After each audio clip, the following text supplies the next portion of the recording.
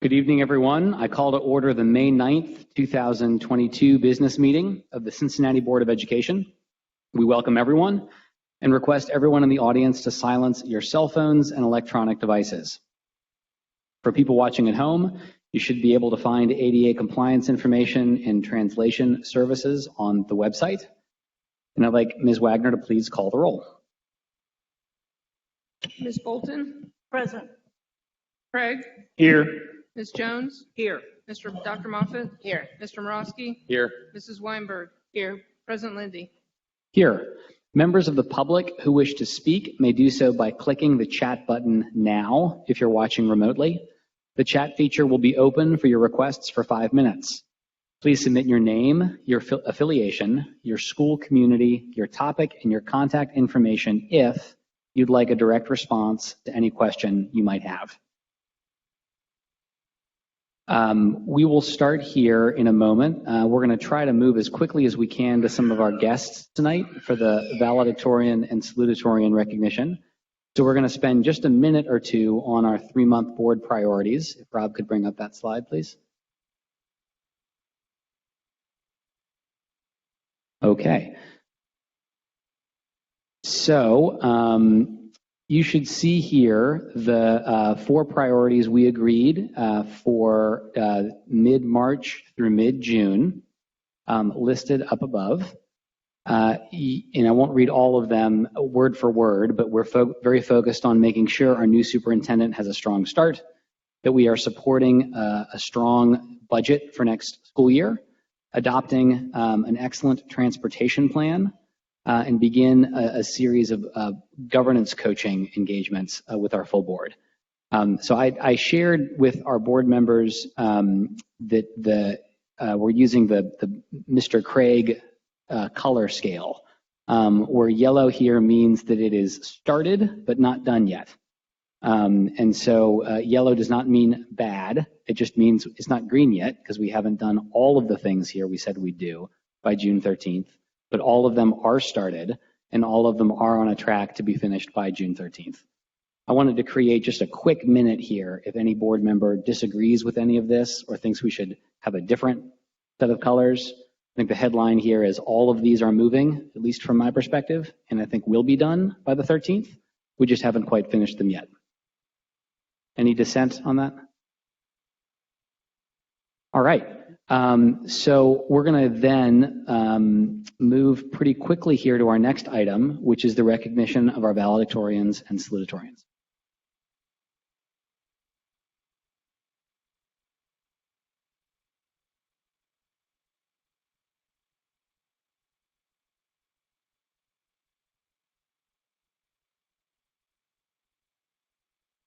Good evening, everyone. Good evening. Evening. We are so excited to welcome the 2022 valedictorians and salutatorians from Cincinnati Public Schools.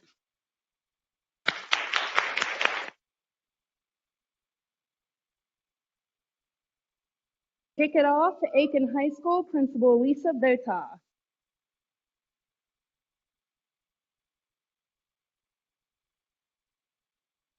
Good evening. Good It's evening. my honor to be here this evening to introduce my valedictorian and my salutatorian.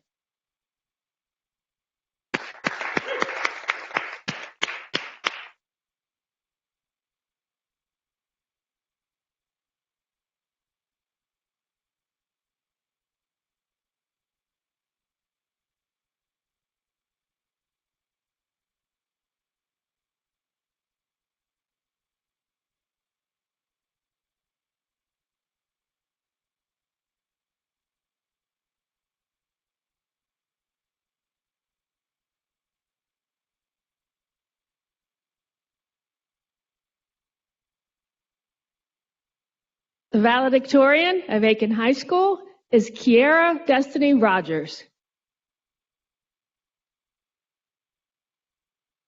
She plans to attend Miami University and is majoring in integrated English language arts.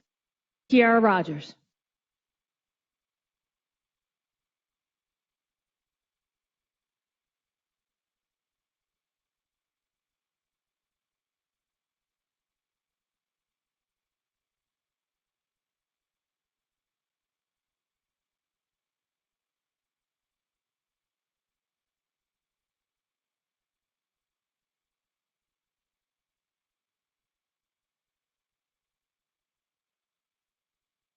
Next slide, please. The salutatorian of Aiken High School, Danielle Harris, attending Xavier University, majoring in veterinary science.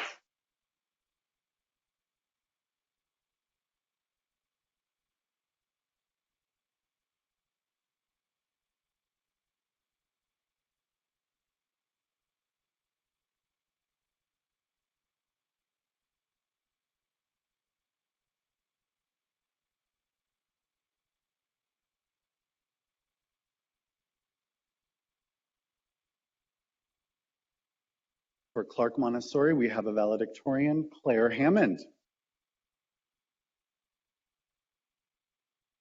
Claire will be going to Wesleyan University and neuroscience.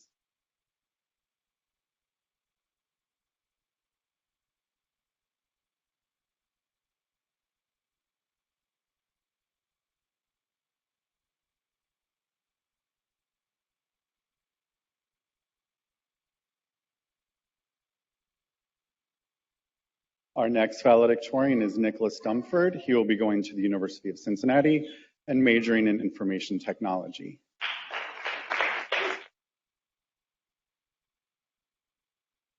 A salutatorian is Violet Butler.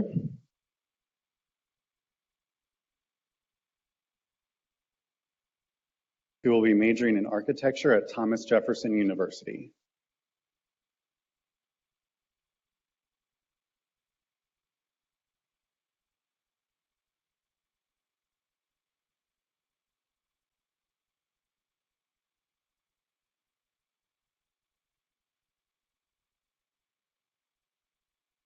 Another salutatorian for Clark Montessori is Theodore Neiman. He will be going to Kalamazoo, Michigan, and majoring in mathematics education.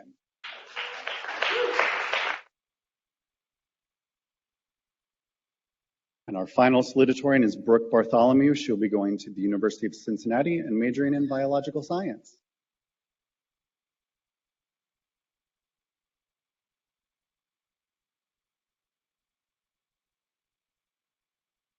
From Dater High School, we have Jamari Ware, valedictorian, going to North Carolina A&T State University or Central State University, majoring in education.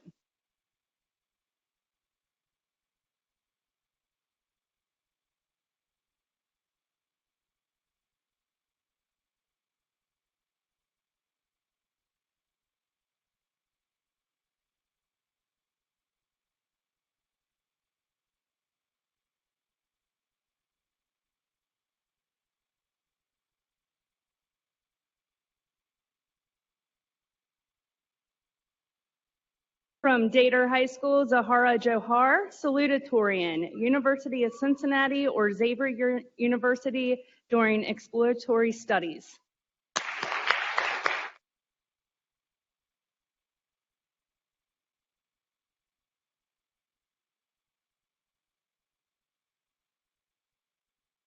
Good afternoon. Representing Gamble Montessori High School, our valedictorian, Arabia Huddleston, attending University of Cincinnati, majoring in psychology.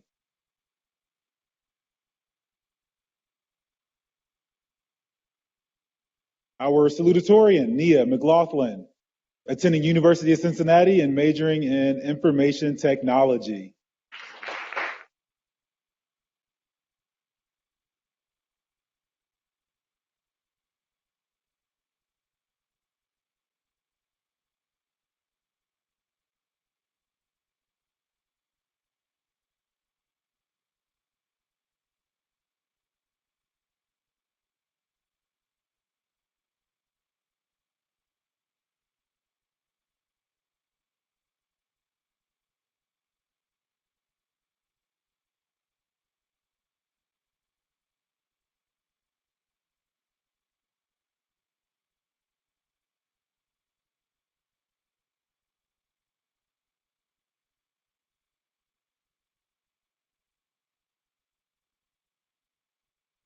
Good evening.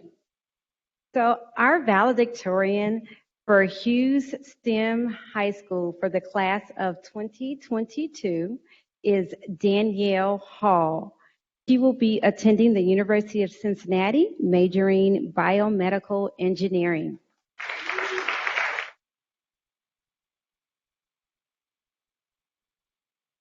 Our salutatorians represent our 4 pathways at Hughes STEM High School.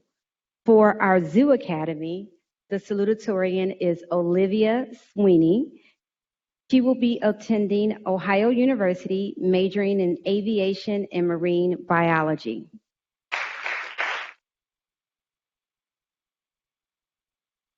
Our salutatorian representing our information technology pathway is Ms. Simone Jones, and she will be attending the University of Cincinnati, majoring in information technology.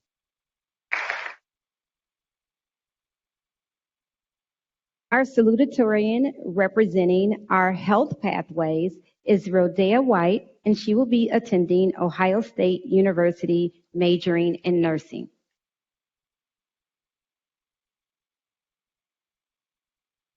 And while she is not pictured, our salutatorian representing our engineering pathway is Taisha Pearson.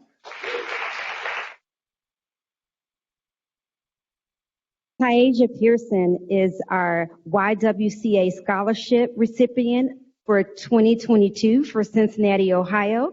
She's a Cincinnati Police Department 3-year cadet. She runs track, she cheers, and she will be attending the University of Cincinnati, majoring in biomedical engineering.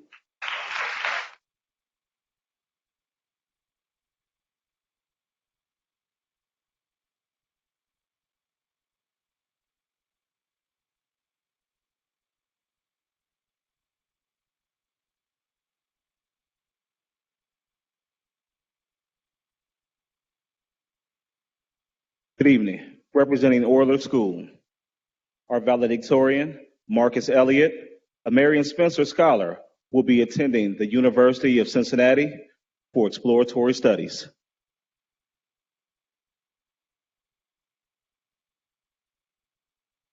And our salutatorian, Nikayla Preston, will be attending the University of Cincinnati, majoring in nursing. Thank you.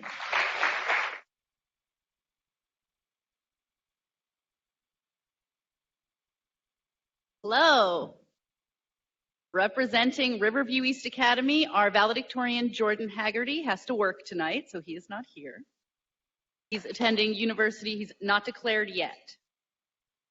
And then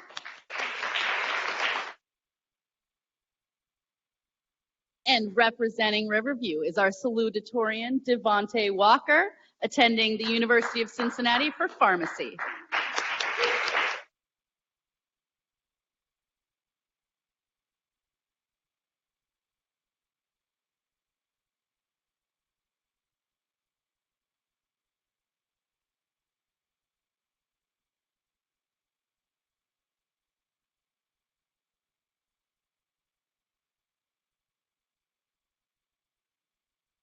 Good evening, good evening. Representing the School for Creative and Performing Arts, our valedictorian could not be here this evening because she has a band concert.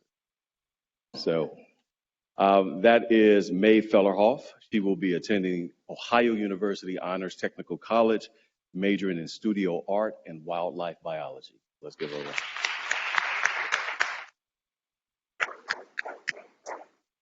Our salutatorian is Lincoln Lundgren.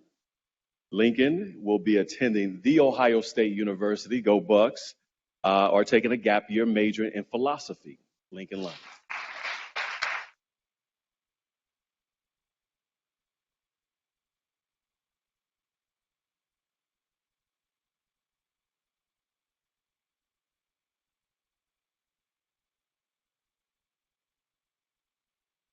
Good evening. Let's go off right here. For our valedictorian is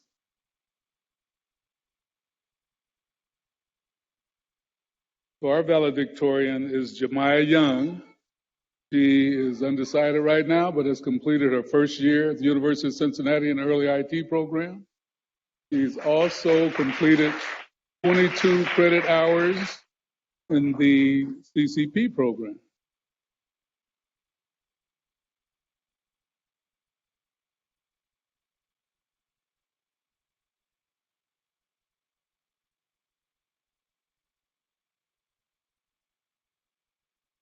For our salutatorian, Statler will be attending Miami University, also a UC Early IT kid.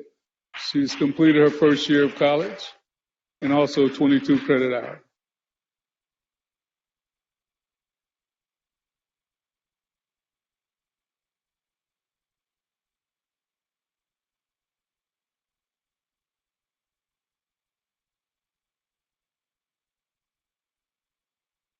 Representing Spencer Center and making history as a member of our very first graduating class is Reese Mays. Reese is going to be very lucky for the University of Cincinnati. She has decided the University of Cincinnati is where she'll be studying middle childhood education to become our colleague one day. We're so proud of Reese.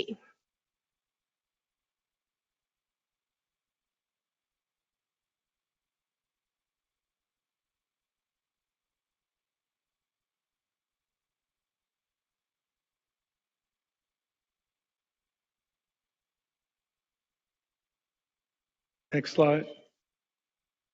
All right, representing Taft High School, Ayanna Harris, valedictorian, attending Tennessee State University, veterinary science, also supply chain management.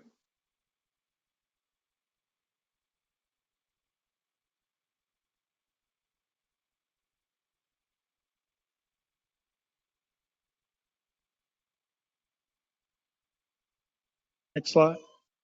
Jakeem Sullivan, or Sal, undeclared football scholarship, and major is undeclared right now.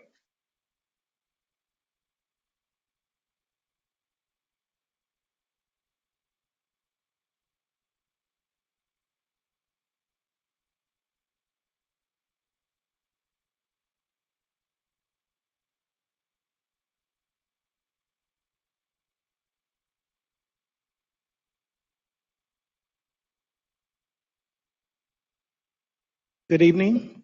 If I may take just a second, we do not have a traditional valedictorian salutatorian. We have our two awards are the Distinguished Scholar, who will represent the class of 2022 at the Walnut Hills commencement. And then we have the Cum Laude Scholar, who is the runner-up for the Distinguished Scholar Award, and they represented the class with the Cum Laude ceremony with a speech. So if you don't see valedictorian, a little different, because we want to, it was our goal was to recognize not only academic achievement, but citizenship and commitment to Walnut Hills High School outside of the realm of academics. So that's why we created that award, to recognize those traits and attributions of our students. So this year's Distinguished Scholar is Brady Stoffergan.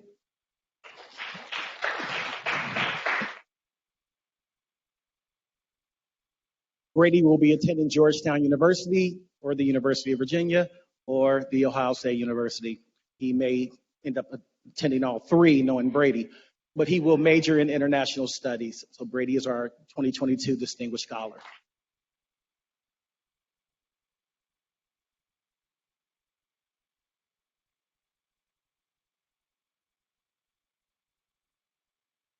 And our Cum Laude Scholar for class of 2022 is Karina Phelan. Karina will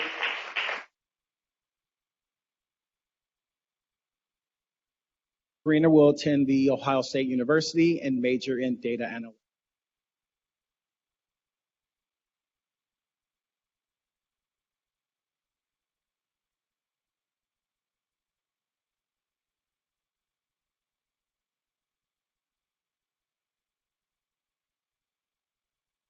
Good evening.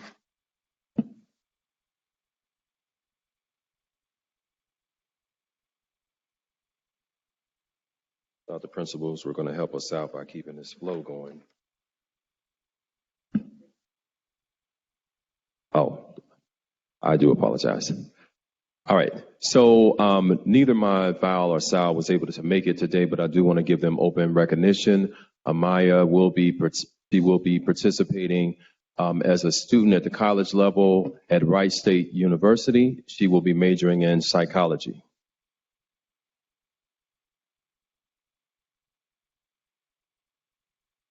And Carnisha Hankins is our SAL, and she will be attending the University of Cincinnati, but she is undeclared right now. She's tentatively looking at the field of psychology.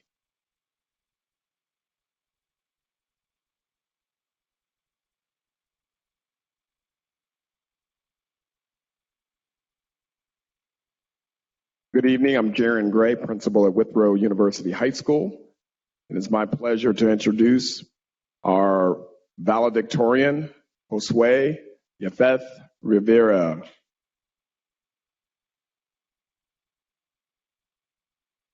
Josue is going to be attending the University of Cincinnati, majoring in engineering, and potentially is still undecided, but engineering is his area of choice. Congratulations, Josue. Our salutatorian is Christine Lawrence Abiera. She is going to be attending the University of Cincinnati in the fall, majoring in nursing.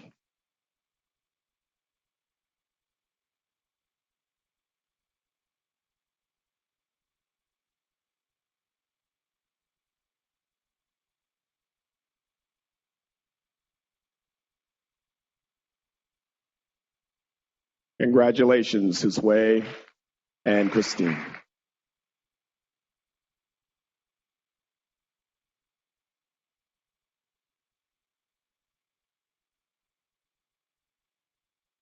Good evening.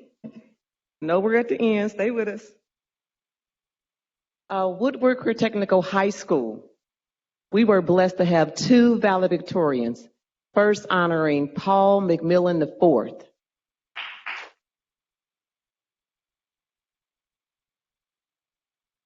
Paul has several choices to make. He will be signing on Thursday.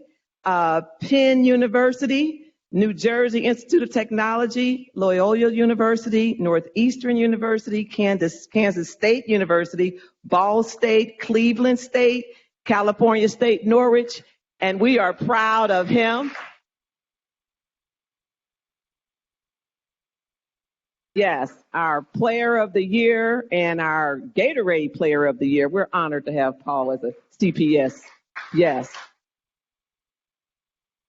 Our next valedictorian is Nathan Bassett.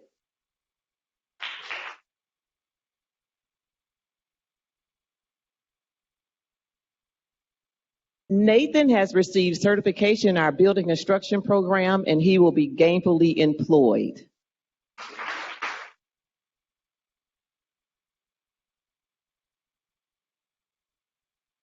Same for our salutatorians. Again, we are blessed. Never want to leave, no child will be left behind. We have two salutatorians. And our first salutatorian is Gabrielle Andrews.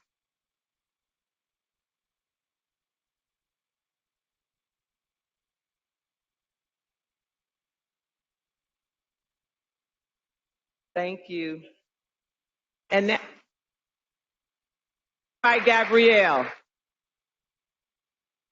Gabrielle has also completed our health technologies program and has received several certifications, and one being her phlebotomy.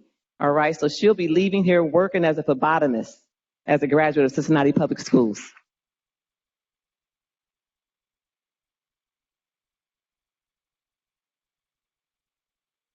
Our next salutatorian is Giasia Sky Carr.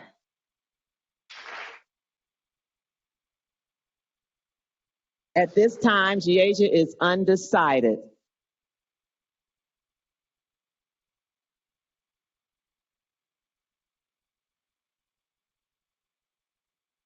Thank you, family and friends. We give a nice round of applause for all of our Vals and Sals, class of 2022.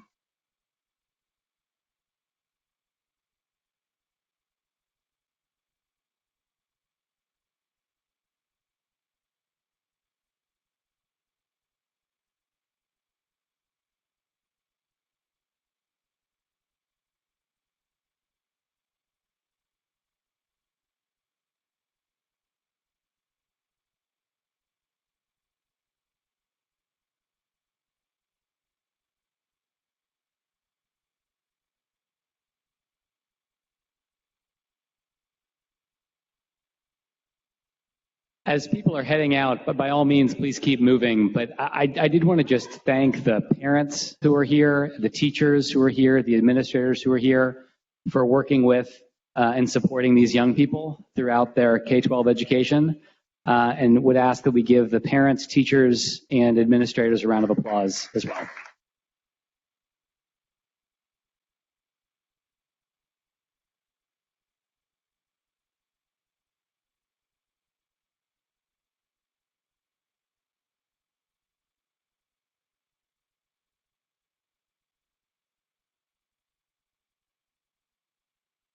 Okay, that is a very tough act to follow. And the only person I can imagine handing it over to after our salutatorian and valedictorian recognition is our new superintendent, who is going to share with us an update on her 100-day plan. So Ms. Wright, we will welcome you. Very glad you're here, and turn it over to you. Thank you so much. And I will take a point of superintendent privilege to again congratulate all of our students, our valedictorians and salutatorians. So they are exiting right now, but let's go ahead and give them another round of applause. Thank you so much. So as we get started with our review of the superintendent's report, we did agree that we would use this time to really review our entry plan for our transition and the work that's happened at this point. So it looks like we are having, Rob, I'm going to ask you if you'll go ahead and move forward for us because our little clicker is not working here. So hopefully all of those that are in the audience as well as those that are viewing us tonight have had an opportunity to review our 100-day plan. It was sent out to the community, to our teachers, our parents, our students as well. And so we do want to make sure that you have an opportunity to review that. It's also active on our district's website. And so we start really by looking at the beliefs and what we believe about children and how children can perform in our district.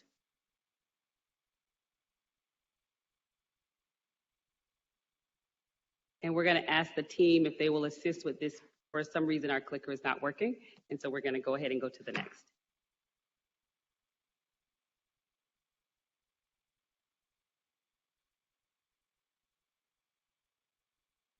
Yes, and we have one of, is it Val or Sal? We have one of our salutatorians from Western Hills that was announced, but she was not here. And so she's now here and we want to recognize her. So we're going to wait just a minute and to come out and recognize.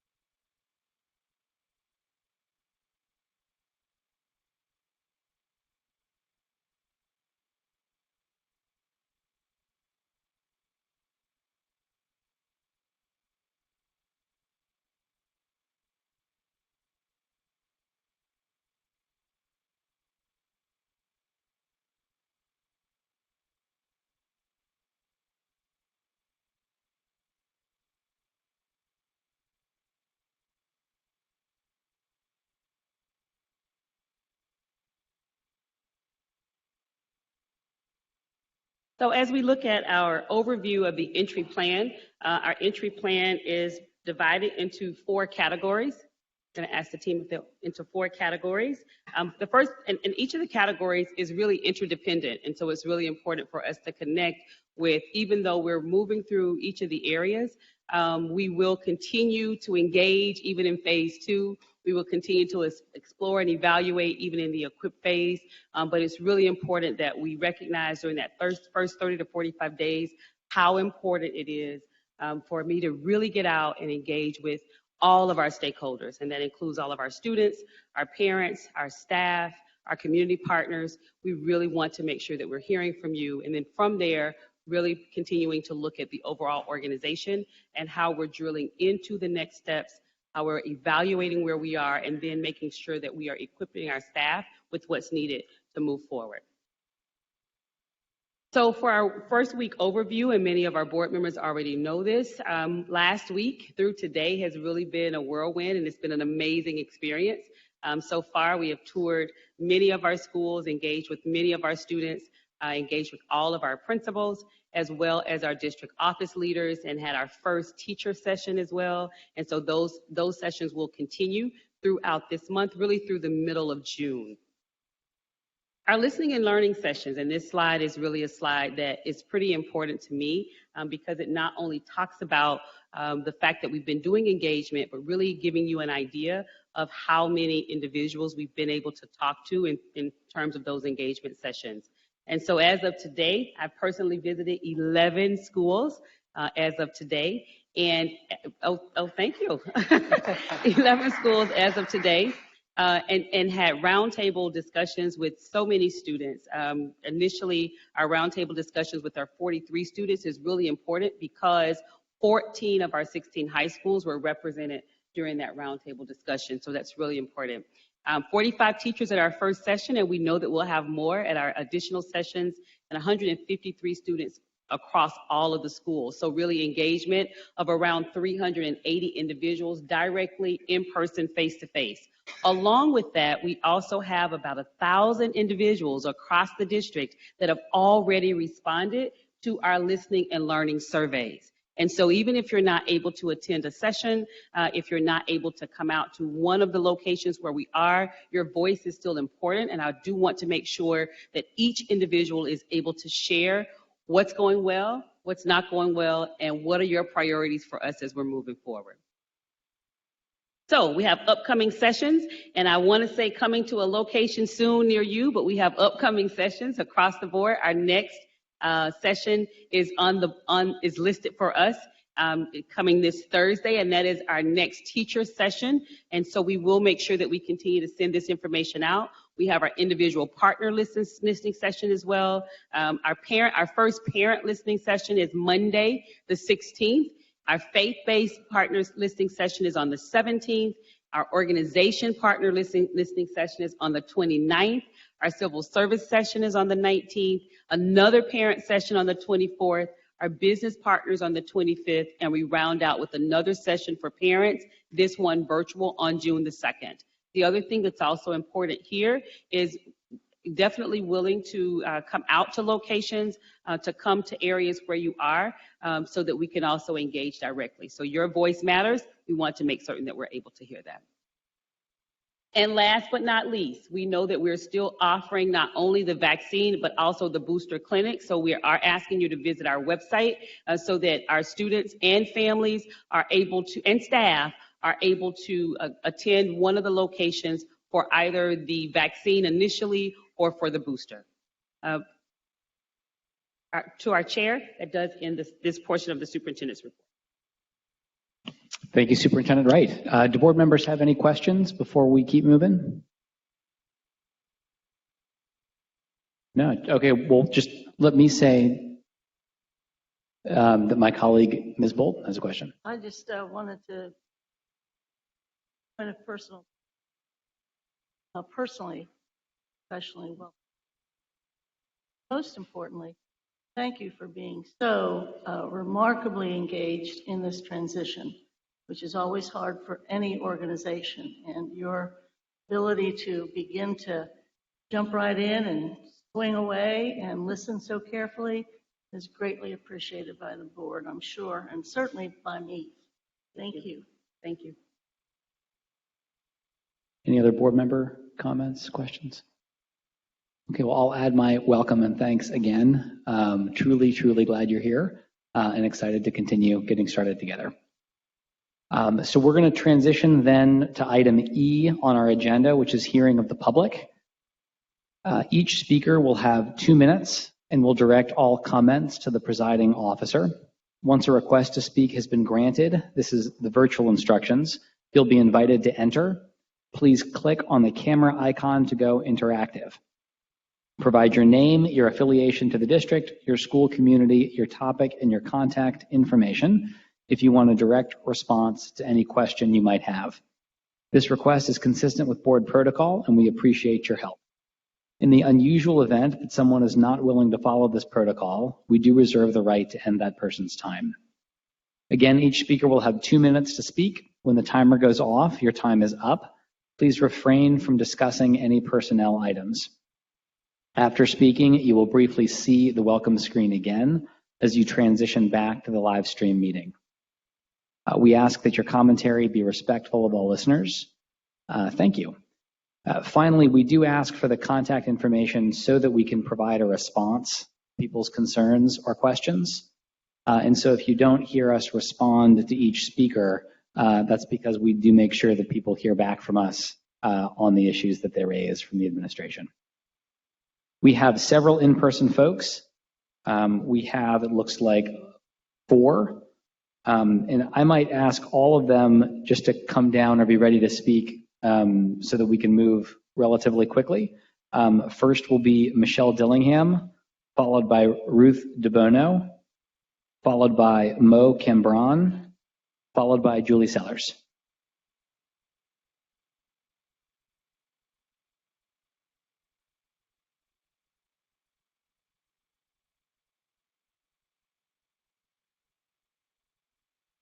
We may not have Michelle. I have a form for her, but she's not here. Okay, Ruth, you're up.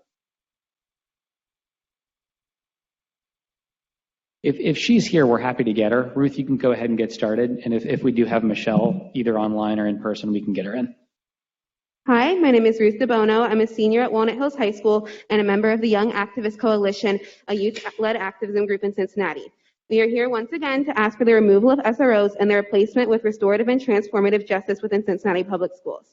In Cincinnati Public Schools, there are major disparities in discipline. Black students are 5 times more likely to face exclusionary discipline than their white peers and make up 63% of CPS, but 85% of in-school suspensions, 78% of expulsions, 93% of out-of-school suspensions, and 89% of referrals to police. Clearly, there are major disparities within our schools. These discipline rates combined with the disproportionate rates of referrals to police for Black and students and other marginalized groups of students only exacerbate the school to prison pipeline, which harms our students and unnecessarily introduces them to the criminal legal system. Punitive discipline in our schools harms children and restricts their opportunities to learn and grow, which is what our schools are supposed to be for. While many SROs may have strong relationships with some students, the positive relationships they have with students can and should be recreated by hiring more Black teachers and staff, and these positive relationships cannot outweigh the incredible harm they do to many students in our schools. Restorative and transformative justice has been proven to be successful when implemented correctly and has been shown in school districts, such as in Oakland, Chicago, and New York. We welcome Ms. Wright as our superintendent to our school and hope that you, along with the board, you will use this opportunity to make changes in our school district to make CPS a district that truly protects its Black, brown, and other marginalized groups of students. Thank you. Thank you, Ruth. Next, we have Mo Cambron, followed by Julie Sellers. Good to see you again. My name is Mo Cambron, and I'm with the Young Activist Coalition as well. Welcome to the board, Ms. Wright. Good to see you. We're really excited to see where you can take us. And I just wanted to reinforce what Ruth said and remind you that punitive justice, including the presence of resource officers in schools, has been proven to be ineffective. And on the other hand, restorative justice has been proven to be very effective in actually helping students from the root of the problems that are arising. Additionally, restorative justice cannot coexist with cops in schools. The very essence of the two are contradictory. Thank you for your time, and we look forward to working with you. Thank you very much, Ms. Cambron. Next, we have CFT President Julie Sellers. Do we also have Michelle?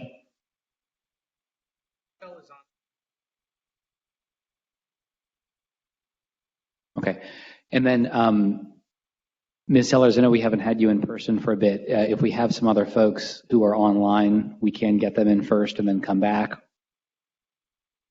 So we have no online speakers tonight, so we will go to CFT President Julie Sellers. Thank you. Are you able to get Michelle on? No, she has a bad connection. Okay. So I want to speak about what Michelle was going to talk about. And the Cincinnati Federation of Teachers and the Action Think Tank have planned a student and community charrette on transportation. The students from Miami University urban cohort have been meeting with students about some of the issues they are having. And so we are going to come together and get some decision making or get some input from the students. They will be sharing their story. They want to propose some solutions because I think a lot of the things that we're hearing from the students is different than what we're hearing from when we're having meetings here. So that will be on Monday, May 16th from 5 to 6:30. It will be at City Hall in room 115, and that is 801 Plum Street. And a charrette is just a problem-solving methodology that was borrowed from World of Architecture. And so we're hoping to have a large crowd that evening, but we would like for all of you to come so you can hear the students as they have their table conversations. Secondly, I would like to officially welcome Superintendent Wright to CPS. We're very excited that she's here, and I'm hearing great things from all the schools when she's been out visiting. We hope that will continue and that we are moving forward. But I would really like to state this evening that I am here because I want everyone on the board to know that CFT will be supporting the levy renewal as soon as you all vote to pass on it. We are excited and we're ready to get to work and start planning for the fall. Thank you. Are there any questions about the charrette? No. Thank you, Ms. Ellers. We appreciate it. So with no online speakers this evening, the first time I can remember that being true in over 2 years. We're going to keep moving to the approval of the minutes. So I need a motion to approve the minutes from the April 25th special meeting and the April 25th business meeting. So moved. Is there a second? Second. Do we have any discussion or questions about the minutes? Ms. Wagner, would you call the roll, please? Bolton? Aye. Mr. Craig? Yes. Ms. Jones? Yes. Dr. Moffitt? Yes. Mr. Morosky? Yes. Mrs. Weinberg? Yes. President Lindy? Yes. So the the minutes are approved as presented, which brings us to item G, which are the committee reports. We're going to hear first from Board Member Morosky as chair of the Policy and Equity Committee. I present the minutes as written. Is there a second? Do we have any discussion or questions? Well, I just think we need to clarify for the public that we already heard these minutes at the last board meeting. We just never voted on them, so people don't get confused with what this is. So just wanted to clarify that. Dr. Moffitt, I appreciate that. Appreciate that. Any other questions or discussion? Okay, Ms. Wagner. Ms. Bolton? Aye. Mr. Craig? Yes. Ms. Jones? Abstain. Dr. Moffitt? Yes. Mr. Morosky? Yes. Mrs. Weinberg? Yes. President Lindy? Yes. We need a motion to accept the committee report from the health, let's hear the committee report first from Mrs. Weinberg, the chair of the Health and Safety Committee. Okay, thank you so much. So the Health and Safety Committee, we met on Monday, April the 25th at 4 p.m. and we had a lot of different presentations. Our first presentation that we had was from Mary Monty. She's from the Hamilton County Commission on Women and Girls, and she was able to update the committee on menstrual health. And if anyone wants to know who are the Hamilton County Commission on Women and Girls, they're basically a group that consists of 20 women and 10 girls who are residents of Hamilton County, and they're appointed by the County Board of Commissioners. So what they brought up was the issue of menstrual equity and period poverty, in the fact that period poverty is basically the inability to access menstrual products They talked about how this affected students in terms of missing class time. There was a burden of cost, and different groups that we're active with here in CPS include Girls Health Period. They're already providing free products to 39 CPS schools, and they also service several area foster homes and over 100 schools outside of the tri-state area. The ask from the Ms. Mauney is that CPS continues to expand the access to free period products and also to expand the Girls Health Period footprint at all of the CPS schools starting with the next school year, and to really create a formal partnership with Girl Health Period. After that, we then had some things presented to us by our governmental liaison. Mr. Kearney updated the committee on some following things, such as Ohio House Bill 626 debate. There were 125 educational bills that were also passed out. We discussed the House Bill 616, House Bill 117. There was also a House Bill 327 and House Bill 105. And if you are interested in reviewing this information, a full copy of this report is available upon request and in the board office. We then went on to talk about child abuse prevention. April is Child Abuse Prevention Month. We had Carrie Bunger, Director of Positive School Culture and Safety. She updated the committee, just really talking about how serious child abuse is and how we really want to educate not only our educators, but make everyone aware. Schools are sometimes in a position that they have to identify and, of course, report the abuse. We then decided to talk a little bit more. Assistant Superintendent Bunty updated us on the proposed code of conduct, which we will be reviewing and submitting our edits to. We then went on to talk about some other business in terms of social media, policy 9125. And then also we had an inquiry about the Google chat in terms of our younger students who are in the CPS schools. Last but not least, we had hearing of the public, and I think we had 5 individuals. And then we ended with talking about pedestrian safety with Interim Chief Operation Officer Solano, in which she updated the committee on all of our concerns, especially as it relates to pedestrian safety around the schools. And that is my report. Thank you, Mrs. Weinberg. Do we have any questions for the chair of the Health and Safety Committee? Ms. Bolton. Yes, just one, and thank you for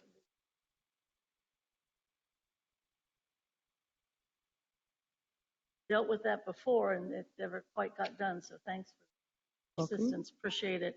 I just have a question on the timeline regarding our support guide code of conduct, about when we need to get this back. I'm sure it must be me, but I missed the first publication of it or sharing of it, and wanted to know if there's, I know that the printing is required by whatever, but can we have another timeline to? Yes, I would like to probably ask that too as well. So if you'd like to come up and. I think she's saying, yes, we can have another timeline, but we need to know what it is. What it is. Through the chair, I'll also address it for the team. So in terms of the review, I understand that it's already been reviewed initially. Within the next month, it will come back to the board for review, along with the student resource guide that has been a product that we provide for students and families across the district. So the team is doing their next step review of that tomorrow. And then within the next 2 weeks, it will come back to the board for full board review and response, and then to move forward from there. If I might add to what Superintendent said, there's a step in there that I think Ms. Bolton is referencing, and that is that there was a step for the full board. Was there a step for the full board to enter any edits? Yeah. And I think that that's the piece that Ms. Bolton is talking about, right? Okay. So, yeah, it was the second step on the original timeline. Yes. So through the chair, in terms of that is the information that I'm referencing right now in terms of getting back with the chair so that it does come through the full board for the full board to take action on the overall code of conduct. So as a point of clarification, is it going back to the health and safety? Because I still have some questions about it from the Health and Safety Committee perspective. And I before it guess comes the back- question, what exactly is the question? About an update on the next steps? Is that correct, Board Member Bolden? Then over time, really everyone's worked so hard, the administration particularly, on that, and it usually has a stop as it did in your committee, and then we have a time to review. What I'm looking for is that opportunity for us to review it individually as board members, and then get back to either you or get back to the superintendent, however that would work. But it's probably ready to go to the full board if individually and then come back for the full meeting rather than necessarily have to go back to committee, because I think that would delay it perhaps, or Vice President has some knowledge about that. Well, yeah, I think, again, I want to clarify, it was presented in the committee. And then Assistant Superintendent Bunty sent a timeline of dates for when reviews and edits needed to be made. Now, to my knowledge, I believe the members of the committee submitted theirs, and then there was a date for full board to look at it. And I think that's what you're referencing, is that you feel like we need to have another date so the full board can review it, get all the corrections made before it comes back to full board. Am I right about that? Yes. I think that's it. I was going to say, I would agree. That it we does not come back to the committee. Okay. Sorry. No, you're fine. Does that get everybody's question answered? Ms. Wright, anything you want to add? Good. Exactly. And so that was the way that I understood it from staff, that it had already gone through committee. The committee had reviewed it to make their updates and their edits. The staff has reviewed those edits to this point, and within the next 2 weeks, it will then come back to the full committee for them to review, to make any additional updates before then moving forward for approval. The full board. The full board, I'm sorry, not the committee, the full board. Sounds good. Okay. Any other questions for the Health and Safety Committee before we vote on the report? Okay, do we have a motion to accept the committee report from the Health and Safety Committee? So moved. Do we have a second? Second. Any other discussion? Ms. Wagner? Aye.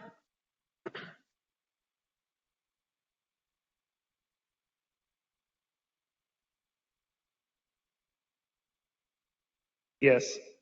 Yes. Yes. Yes. Yes. Yes, and Treasurer Wagner, I want to apologize because I think we could do that by a voice vote and not by having you call everybody. So thank you for doing that anyway. I appreciate it. That's my fault. Okay, so we're moving right along. We are moving from the committee reports to item H, which are presentations. We have two this evening. Both are important. We're going to hear first about transportation. Thank you, President Lindy. So we are prepared to review an update for where we are right now in terms of our current options for district transportation as we move into FY 2023. During the last board meeting, there was a presentation that was done by our transportation team that included all of the updates for transportation, as well as the options to the board for transportation, and the overall study that was completed and the recommendations from the study. So today, we are looking to bring back what those recommendations have been, and to hopefully ask the board to move forward so that we can start the process of our contract negotiations for the fall. So for our options, looking at where we are right now going into FY23, there were several options that were presented based on feedback from the community as well as feedback from the board.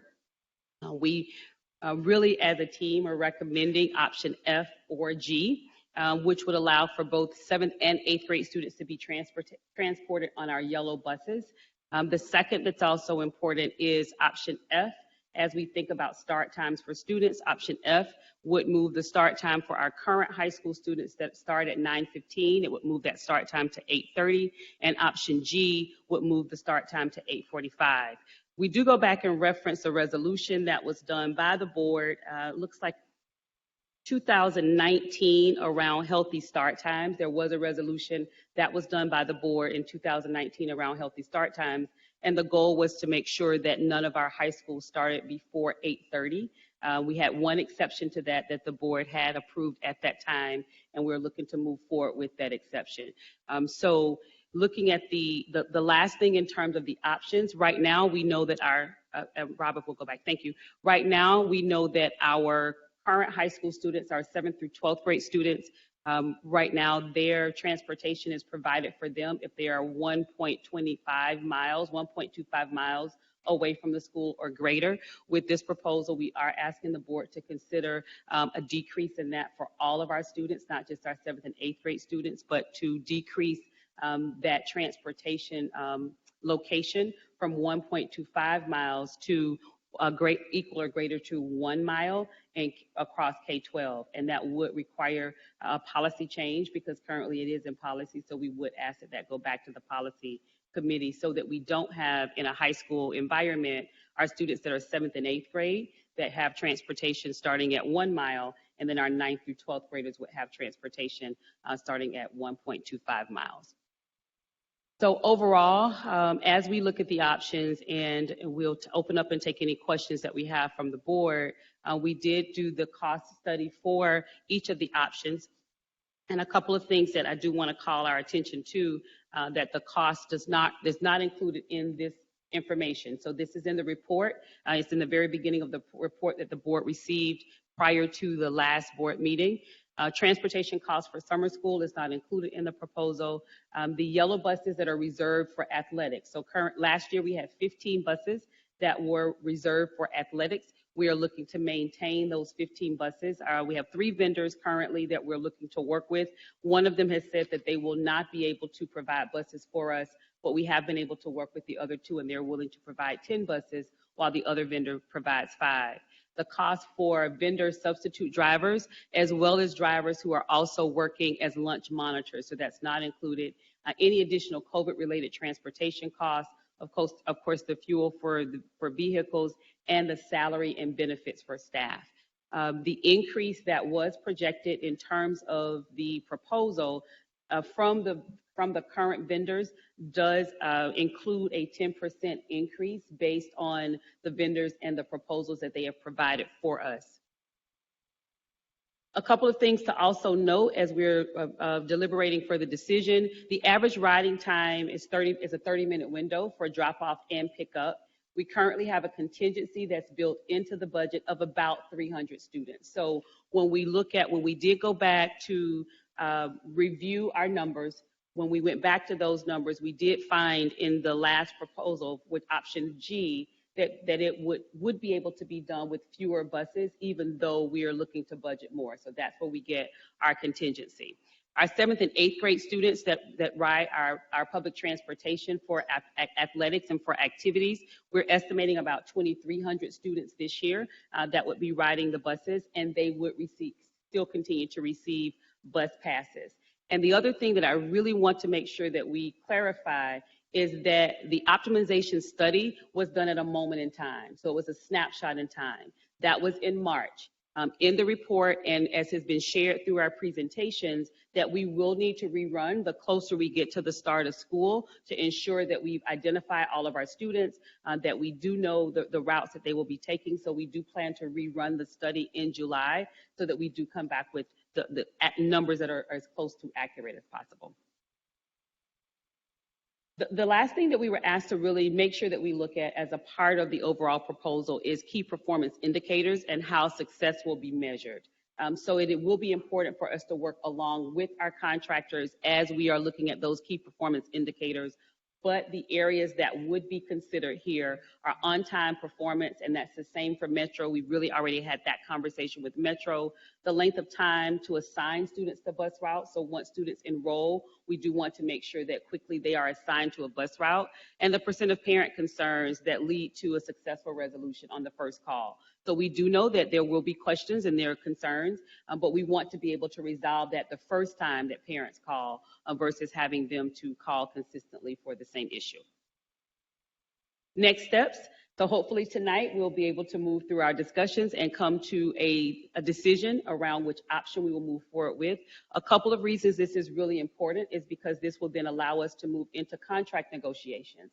Because we do need to go into contract negotiations with both Metro and with our vendors. And so there is definitely interest in working with us, but it is important that we come to a decision. And I would be remiss if I did not include it again. A next step will be to rerun the analysis in July to make sure that we are addressing and reflecting the most up-to-date data. Thank you very much, Superintendent Wright. Questions? So I think ultimately where we want to go is a decision on F or G in this meeting. But I want to see what questions people have that may not have been addressed yet.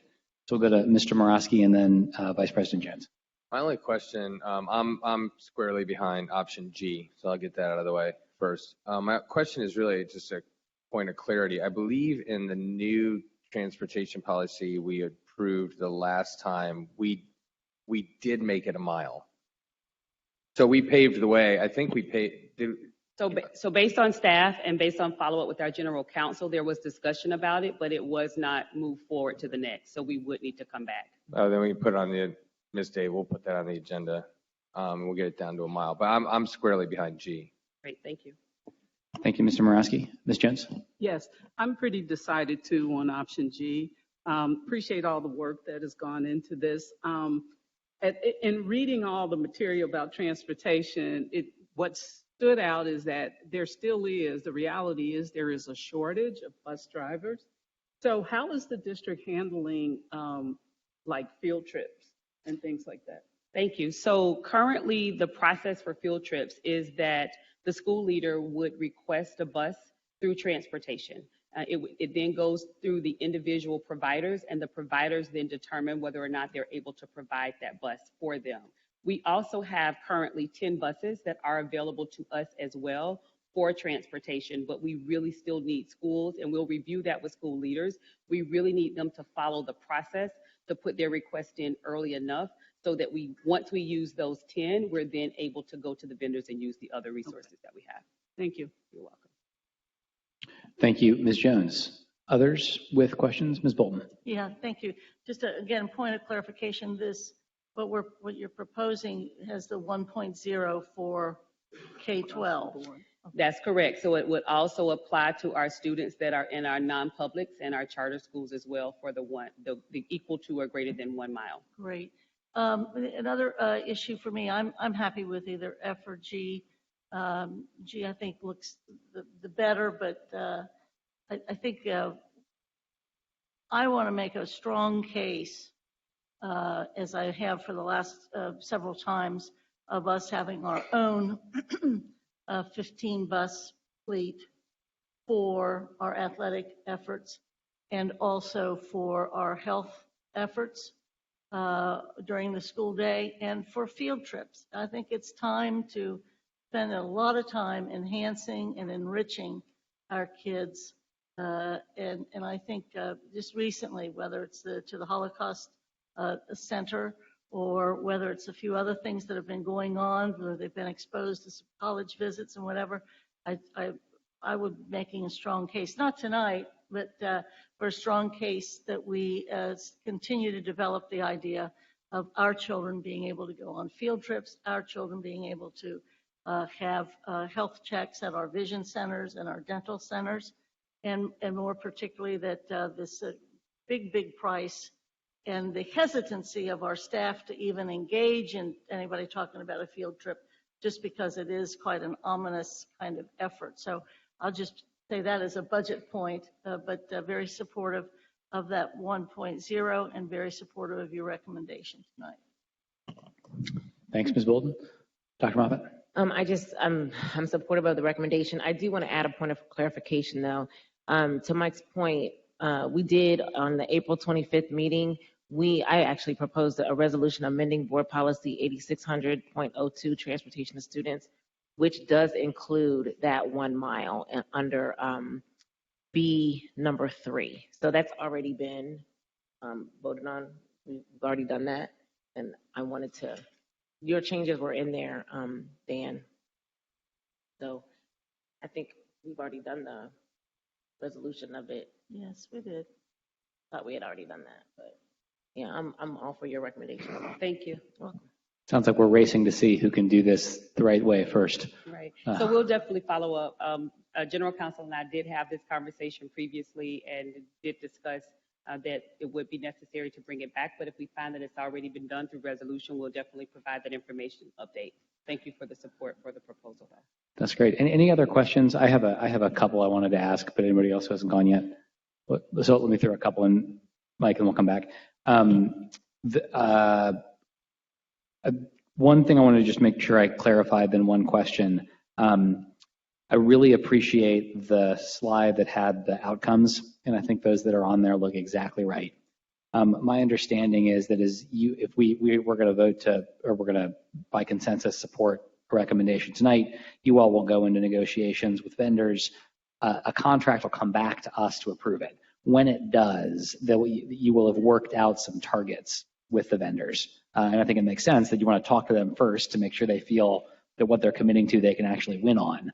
But that by the time we vote to spend however many millions of dollars, we'll be able to say, in exchange for that, here's what we expect to be able to see in terms of on-time performance.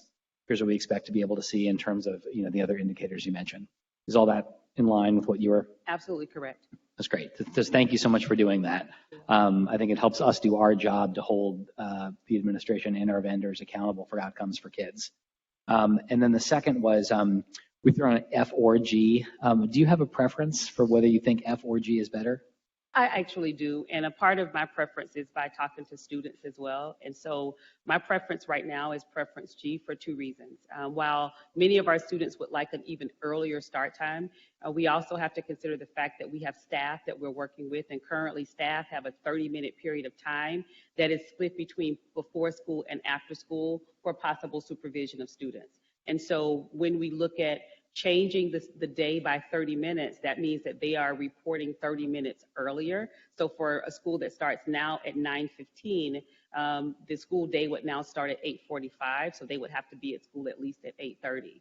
If we change that start time to 8:30, that then backs up the start time for them. And I'm a little concerned at this point, it's already May. Many of our staff are also parents, and giving them enough time to prepare. 30 minutes doesn't sound like a lot, but as a mother that had two children in school at the same time that needed before care and after care, changing it by 30 minutes and only giving me a few months to prepare for that would have been a bit of a challenge. So I think if we look at starting earlier, after we work through our metrics with our contractors, that's something that we can consider and give more lead time to communicate with our families and communicate with our staff before we make that change. So that's the reason, that's really the ultimate reason for the recommendation of option G. That's really very helpful. Thank you. Mr. Marski? Thank you, President Lindy. This was just triggered by Board Member Bolton's comment. I just kind of want to give a very hearty second to our own sort of fleet, whether it's 10 buses, I don't know if 15 is needed. The reason for that, I'm going to return to this later in the meeting, so it's a teaser. I was out at Allied Construction Industries Construction Career Days out in Butler County. There were schools from all over the region. We have the greatest career tech school in the state. And that's right, Ms. Murphy knows all about it. And, we were there one of the 3 days. And the bus came late. They weren't there at the beginning. It just seems, so we talk about field trips, things like this. If we had our fleet, like that entire school, I don't want to say should, but could be there. And so I just want to kind of put a pin, a second to that eventually having our own, it would free up so much, I think, for teachers to be able to plan stuff. Yes. So Ms. Bolton, and then where we're going to go next is it sounds like the administration is recommending G. I'd like to see if there's any dissent on that or if we can give our consensus for them to go forward. So Ms. Bolton. Yes, I think just for the benefit of the public and also referring what President Sellers was talking about, that's the meeting about transportation, the round table that's going to take place. This monumental effort, which you're passing tonight, is referring, with the exception of changing the 7th and 8th graders, this is really about Yellow Bus, and it's really about our younger students. And this will help us now get ready for the actual Metro piece, which is for our 9th through 12th, because the public may or may not know that we have to negotiate a contract with Metro, and they've all followed this difficult year that we've had, and look forward to some folks helping out to help us figure this out. But now the next focus is Metro, which needs a little bit less lead time than our yellow bus folks do. But I commend the administration for getting this done. And now it's on to Metro. So with that, any dissent if we were to support option G? Okay, I think there you have it. Thank you very much. So that's been a lot of work from a lot of people. I just want to thank, our superintendent, but also Connie Solano and your team, and really everybody who's been pitching in on this for a long time. So thank you. I agree. And so we'll move to a second, then really important presentation, which is on the proposed upcoming levy renewal. And that's going to be from Treasurer Wagner. Good evening. I'm pleased to be here tonight to talk to you about the levy that will be expiring and hopefully put on the ballot for November. We're going to start off with three major key themes here. One is we're going to talk about the basics of a levy. This, for newer board members and members of our public that may not know, what the options we have before us, and then what the recommendations are to move forward. So just a couple of basics. And the next slide, some of you are familiar with this slide. It shows all the sources of our district income. The big blue chunk represents the general fund, and that on that pie, it shows 56.9%. It's really jaded through the ESSER funds because our ESSER funds are so big, but so previous to ESSER, our general fund really represented almost 80% of all of our income. And so that's a significant change there. Next slide. So now we're just going to dive into the general fund. And mostly tonight we're going to focus on that light blue, really large pie slice that represents our property tax income as opposed to state income. And this represents 57.9% of the general fund. And so a very large chunk of that. Next slide. So why do K-12 school districts have to rely on property tax levies? It's a really big question and it's very valid. So move on to the next slide. So in the state of Ohio, they allow local control of education K-12 districts through elected board officials, as you all are. Because we have local control, we also have to share the financial burden of educating districts. And so we do those through a couple of mechanisms, one being the state foundation formula and that we talked about at the town hall in great detail. And then in another option is local property taxes. And a third option would be an income tax levy, which we do not participate in, but there are a couple districts in the state of Ohio that have both property tax and income tax. We have never done that. Next slide. So these are all the different types of levies that are up there. So you have your general operating budget levy, that's expressed in millage. And so the millage gets fixed, but the dollars fluctuate as property taxes fluctuate. Although House Bill 920 prevents this income from inflating during growing property values, so they have a reduction factor back to the original millage rate that was the voters applied or approved, except you get income from new construction from year to year. The second line, the emergency levy, it sounds scary, it's emergent, it's not really urgent. It's just a term that the state uses as it's income that's needed for general operations. And that is expressed in and approved for a certain dollar amount, and that dollar doesn't change throughout the cycle of that levy. And so that's a maximum. We currently have used 5-year levies. We can now extend it to 10-year. The third one is the permanent improvement levy. So you can put a levy on the ballot, say we want to go out and invest in technology or we want to build buildings. You can use your permanent improvement. Typically the life of, they're continuing until they're voted down. And they are expressed in mills, so the millage doesn't change, the dollars change. The bond levy, which we have great experience with, we issued a $480 million bond that the voters approved to help us fund our facility master plan. We have now paid off more than 52%. Yay. And that typically lasts the life of the debt. So as soon as the debt's paid out, the levy ends. The next two are very unusual and not used. The incremental levy means you start in your 5-year cycle, whatever cycle you pick, in your 5-year cycle, you start with a small millage rate, and then the next one climbs, and the next one climbs. It kind of adds on, but it's really hard to calculate accurately what you need that way. And so it's difficult for people to use, and it's not widely used. The third one is kind of new to me. It's called a growth levy. I mentioned earlier the house reduction, the reduction factor on a property tax bill. As property values go up, the millage goes down, right? So sometimes on a general operating fixed millage, you might lose income depending on that reduction factor. And so you can put a levy on the ballot to say, taxpayers, we've lost money because of this phenomena, and we would like you to make up the difference.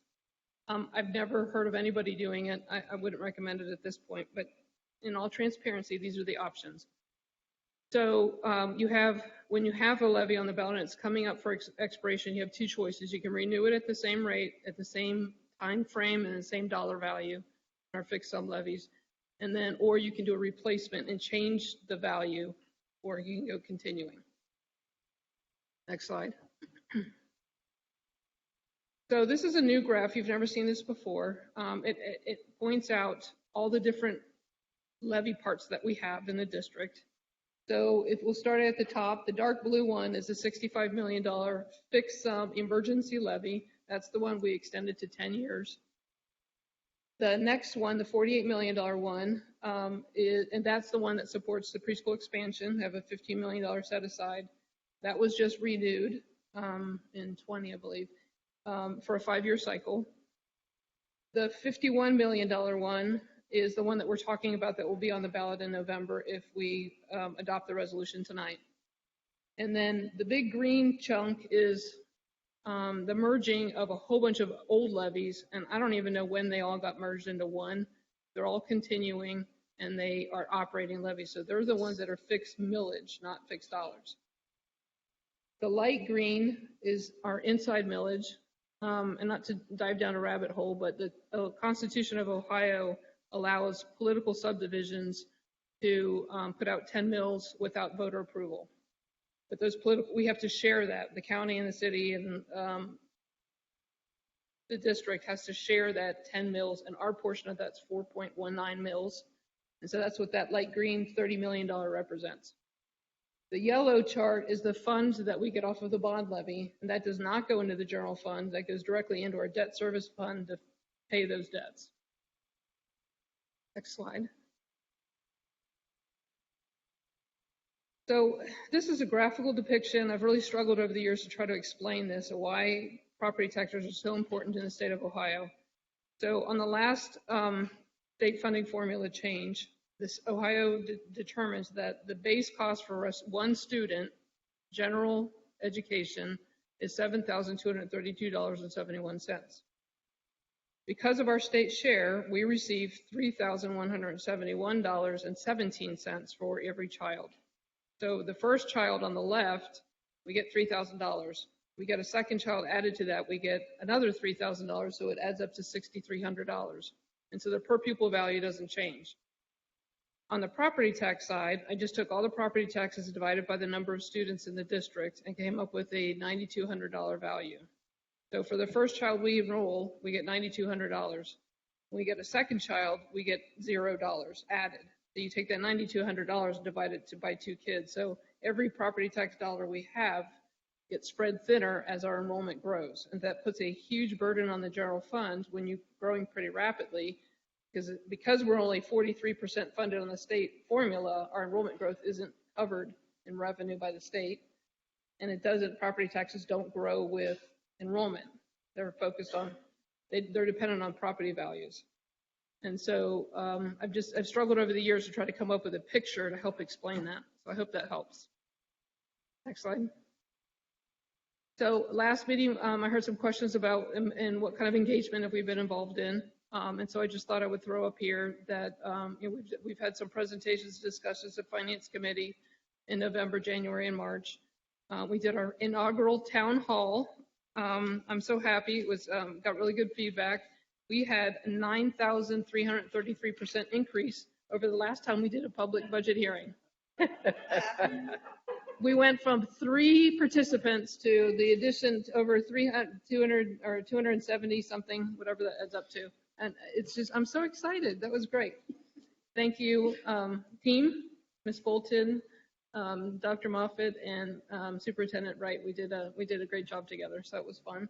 The second one's coming up on May 31st, and we're going to be talking about the spend side of the equation. And so I'm hoping that we'll double that.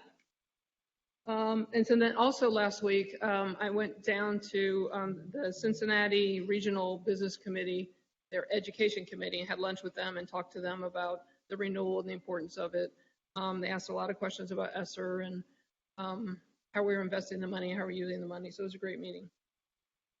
Next slide. And of course, internally, we engage constantly on long-term financial plans, budget conversations, and being good stewards of our taxpayer dollars. So we're constantly engaging in that respect. So this is a summary of the levy that's up for question. It was first enacted in 2008. This will be the 3rd renewal. We are actually proposing and recommending to go to a 10-year cycle, and I'm going to show you a slide that visually shows you why that's important. But just to give a little bit of the recent election history, that we've had a really nice public support for either renewals, and then even with the one when we went from 5 years to 10 years, it was a 71, almost a 72% approval rating. So we were really pleased with that.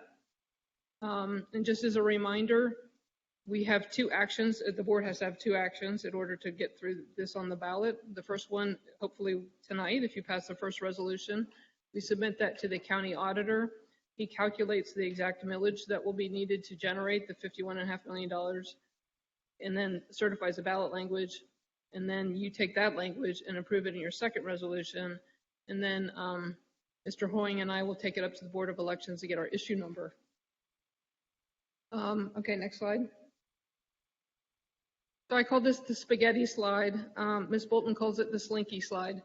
But so what this is doing is showing you a timeline and why it's important, why, to me, 10 years is more important. So if you look first at the green arrow, and I wish I had a pointer, but the green arrow represents the first levy, the $65 million levy that we went through for a 10-year renewal. So we renewed it in 18, and 10 years forward, it'll come up for re-election or reapproval on in 2028. On the blue one is the $48 million levy. We just renewed that the last time, and that was renewed on a 5-year cycle.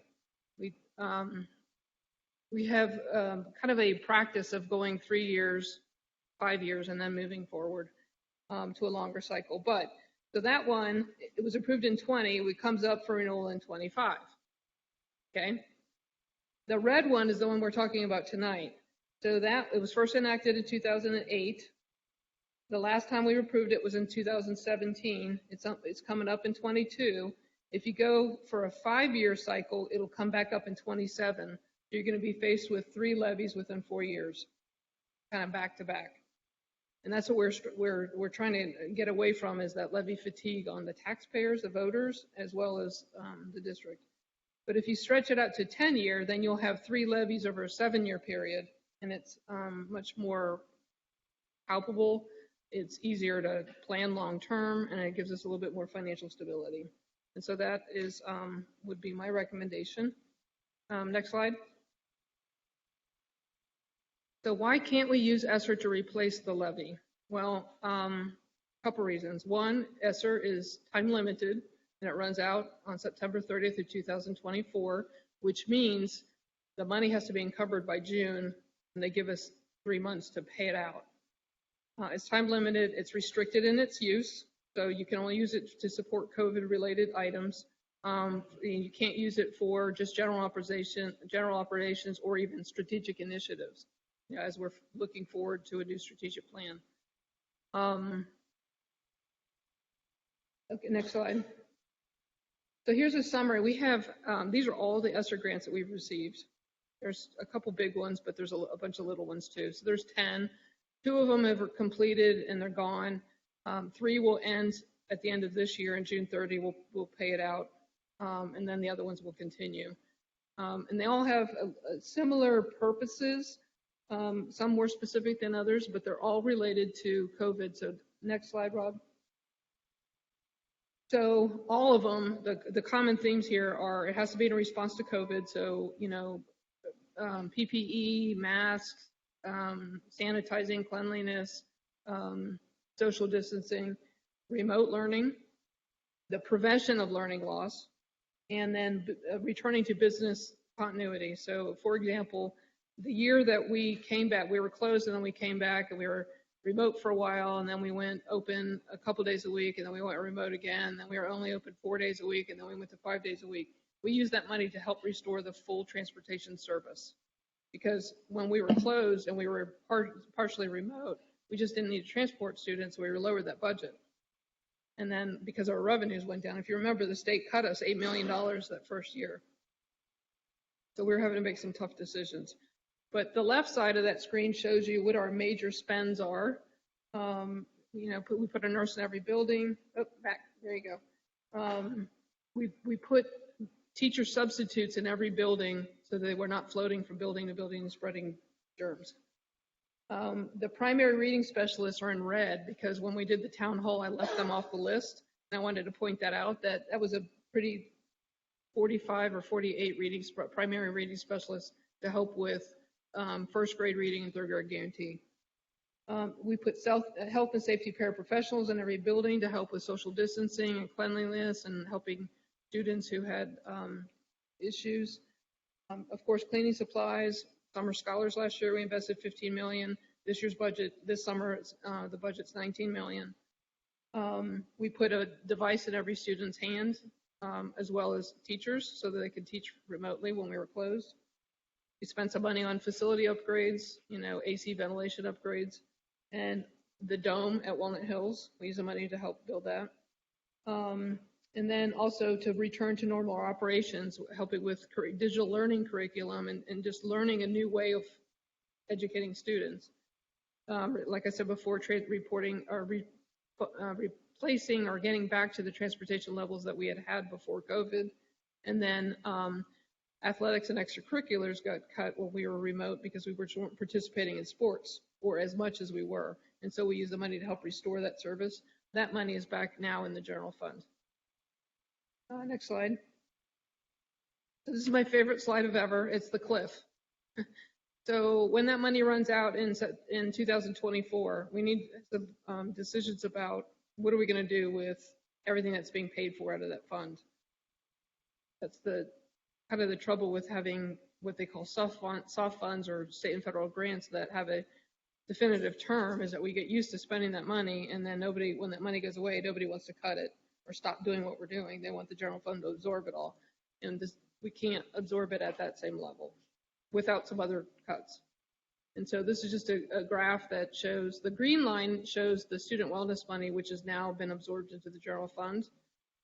So mostly we're just focusing on that big yellow bump of $300 million. And so we've spent about 39% of all the ESSER money.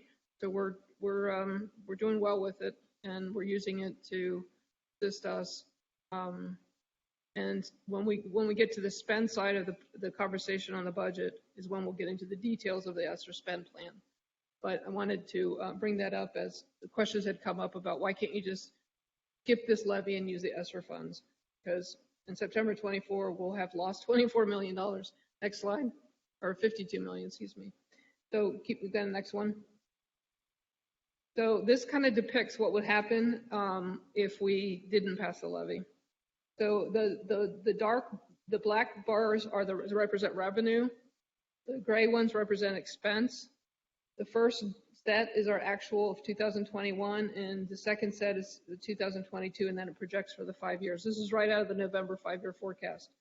The yellow line represents our cash balance.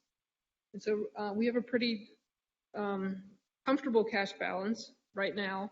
But if we continue to spend more than our revenues are bringing in, we're going to dip into that little savings account, so to speak. But As you move forward into 2024, you see that orange little block at the top. That represents half of the $52 million levy, because levies operate on calendar years. We operate on a fiscal year. So if the levy doesn't pass in fiscal year 24, we're going to have to cut $25 million. Now, just to kind of put that in perspective, I'm not suggesting this in any way, but just to help everybody appreciate what that looks like. We have 9 small elementary schools that total $25 million. Or we have 2 high schools that would equal $25 million. Or we could reduce staff, teachers, administrators, teachers, 260 of them would make up $25 billion. Then in the second year, we'd have to go 25 million more. So you keep those 9 elementary schools away, cut another elementary school, another high school, all of our athletics, and all of our high school transportation. Those are just examples of how we would make up a $52 million loss. And so it would be very, very painful and not supportive of student instruction. I think that was my last slide. Yep. So haven't I answered any questions for you? Thank you, Treasurer Wagner. Board member questions or comments?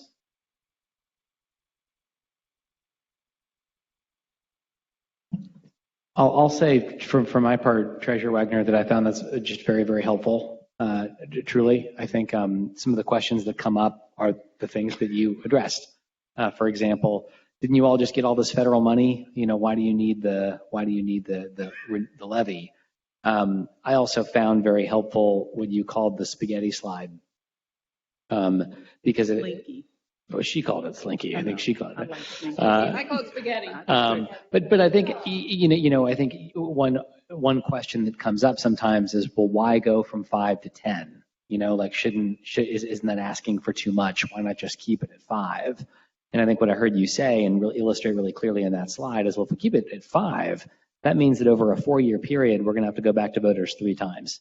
And if we spread it out to 10, it means there's at least 1 or 2 years it's still going back to voters. Like the levies won't go away, but I think there's a difference between 3 out of 4 and at least a year or 2 between renewal levies. So I found that very helpful. Yes, and I meant to, and I apologize. I need to credit that spaghetti slide to Jens Suttmuller.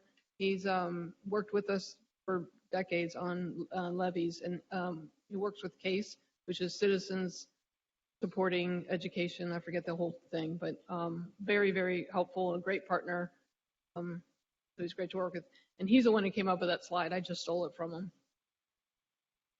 Noted. Thank you, Jen. Ms. Jones. Yes, I agree with what Ben is saying. I thought this was very helpful, and I'm glad that we waited. I know the first resolution that appeared at our last board meeting was a first reading, but I just thought it was so very important that our public hear this. And the questions that I had back then, you addressed in this line. And I think that more importantly, the more simple we can keep it. And I think I liked the end when you said, well, here's the deal. If it doesn't pass, you're talking $25 million cut right that following year. You know, and I think, people, it's a renewal, so people need to understand our public. We want our public to understand it doesn't mean that it's going to increase. It'll stay the same for 10 years, right? Correct. Okay. So I'm just saying thank you for the explanation and the justifications.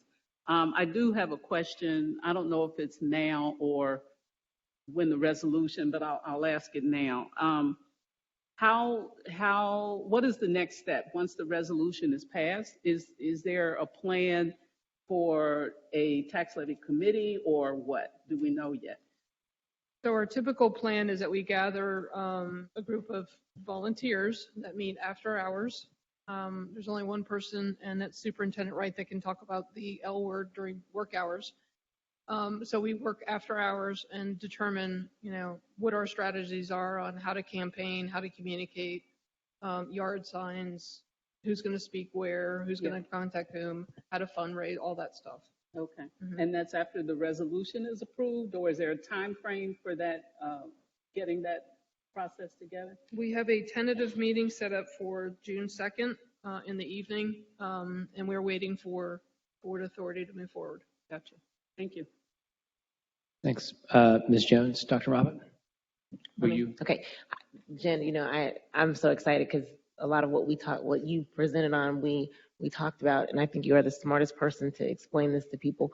I have one question. Well, I have a question that someone asked me that I'd like for you to address publicly because we've spoken about it. We talk about the cuts to schools, and we talk about it from like a teacher standpoint or a personnel standpoint or even like building closure. I was asked the question about, are there other ways we could cut money? More specifically, people have said, hey, cut something else other than schools. Is that possible? Is that feasible, realistic?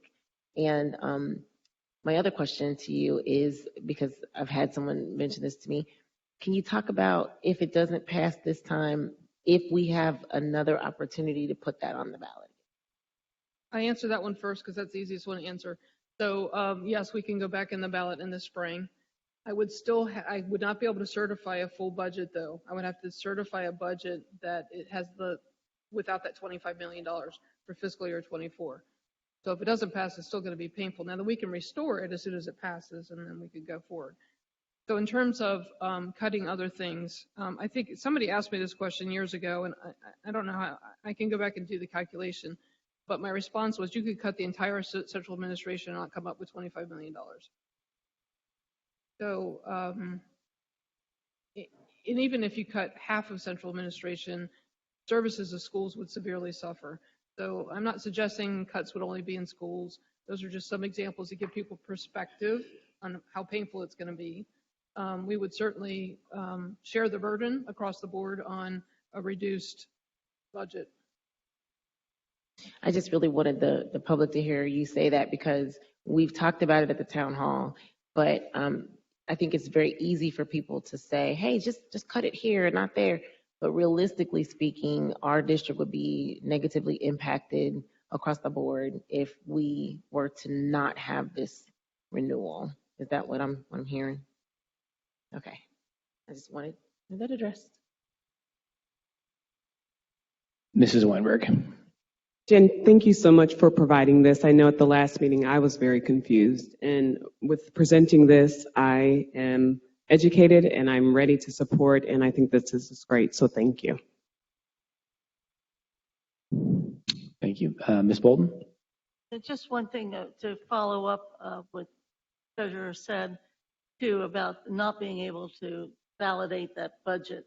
I mean, that would cause great consternation in the short term, maybe could be fixed in the long term, as you mentioned, but it also starts to put that negative kind of experience where indeed the state decides to come in and look at what we're doing and then ultimately take control, or they'd have a cycle where they're making the decision instead of us and our whole CPS family making that decision. So I think that's, you know me, I will do whatever I need to do to ever avoid anybody coming from Columbus to take over our local control.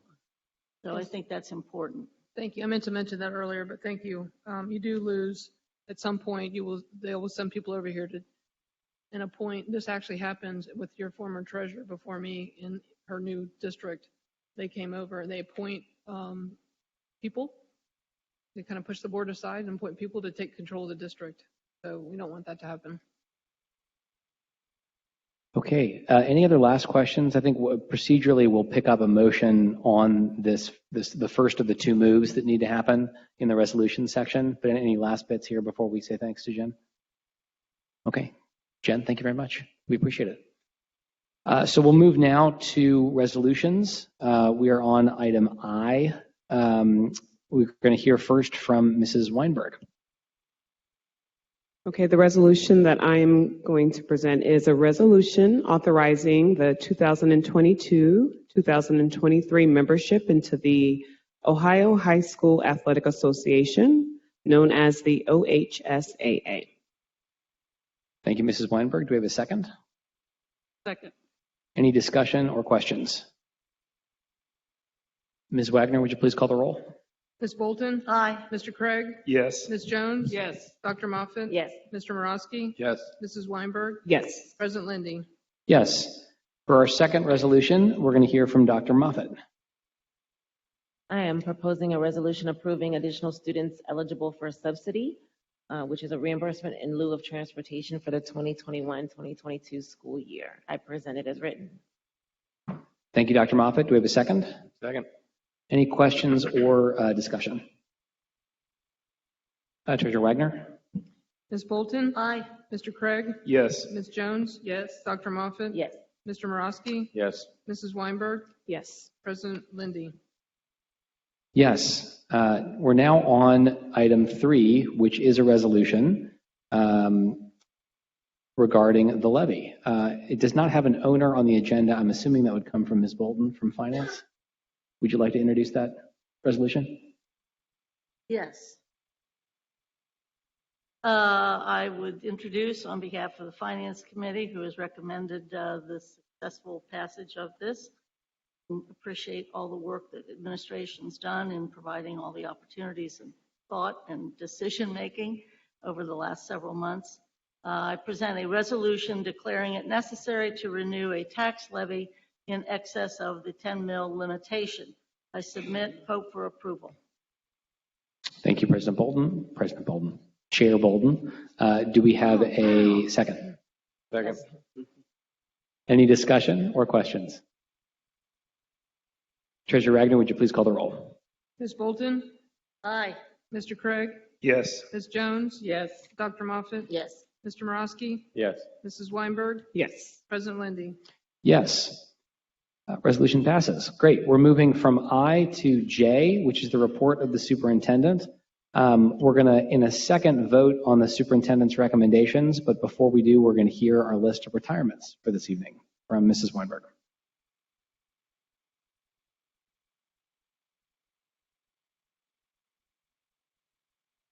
Okay. All right. Today we have some names for retirement in terms of our certificated personnel. I'm going to state the name and their position and their school.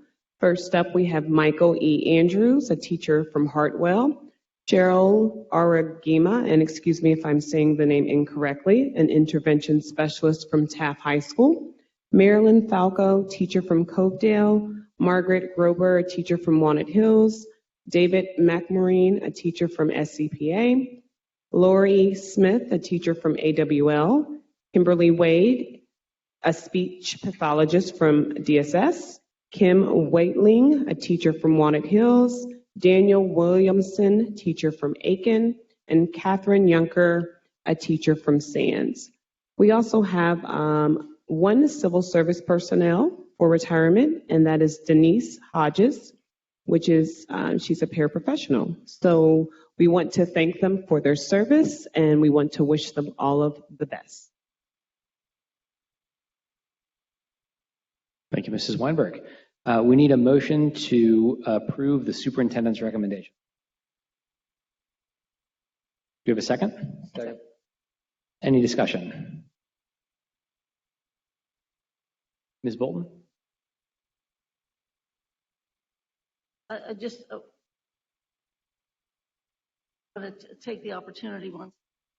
Very concerned about the expense of summer scholars. There's over 1,200 people in this report that are getting per diem. And so I think it's very important, as good as that program is, it's very important that we match not just the results, but also at the end of it, but also start matching the actual attendance to that number of staff members.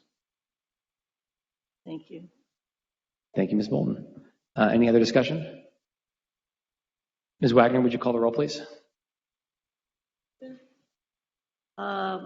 Yes, but no on, I think, page 24, letter F.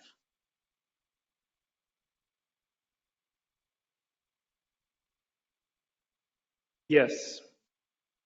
I would like to recuse item I, certificated personnel, and yes on everything else.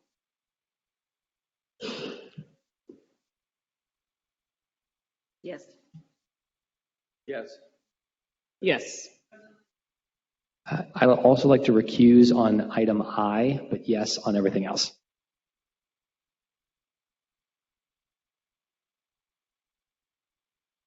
Okay, thank you. I think superintendent's report passes. We're going to move now to item K, which is the report of the treasurer. I need a motion to approve the report of the treasurer this evening. So moved. We have a second? Second. Great. Any discussion or questions on the report of the treasurer? Ms. Wagner, would you call the roll, please? Or you have a comment? On. There it is. Okay. We added the appointment for the Hamilton Tax Incentive Review Council appointment in there. I just wanted to make sure. We had a conversation about it at the last meeting. Wanted to make note that it's in there as an appointment tonight. Okay. All right.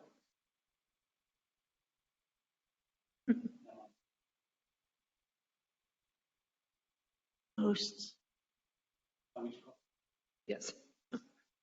Ms. Bolton? Aye. Mr. Craig? Yes. Ms. Jones? Yes. Dr. Moffett? Yes. Mr. Morosky? Yes. Mrs. Weinberg? Yes. President Lindy? Yes. If somebody turns off them.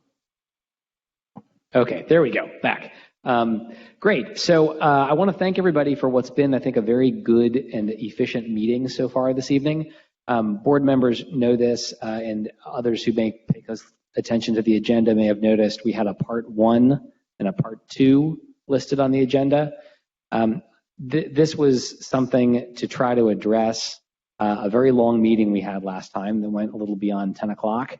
And my hope is that that's not a regular occurrence, and that we can make sure our meetings are both efficient, but also focused on the most important things.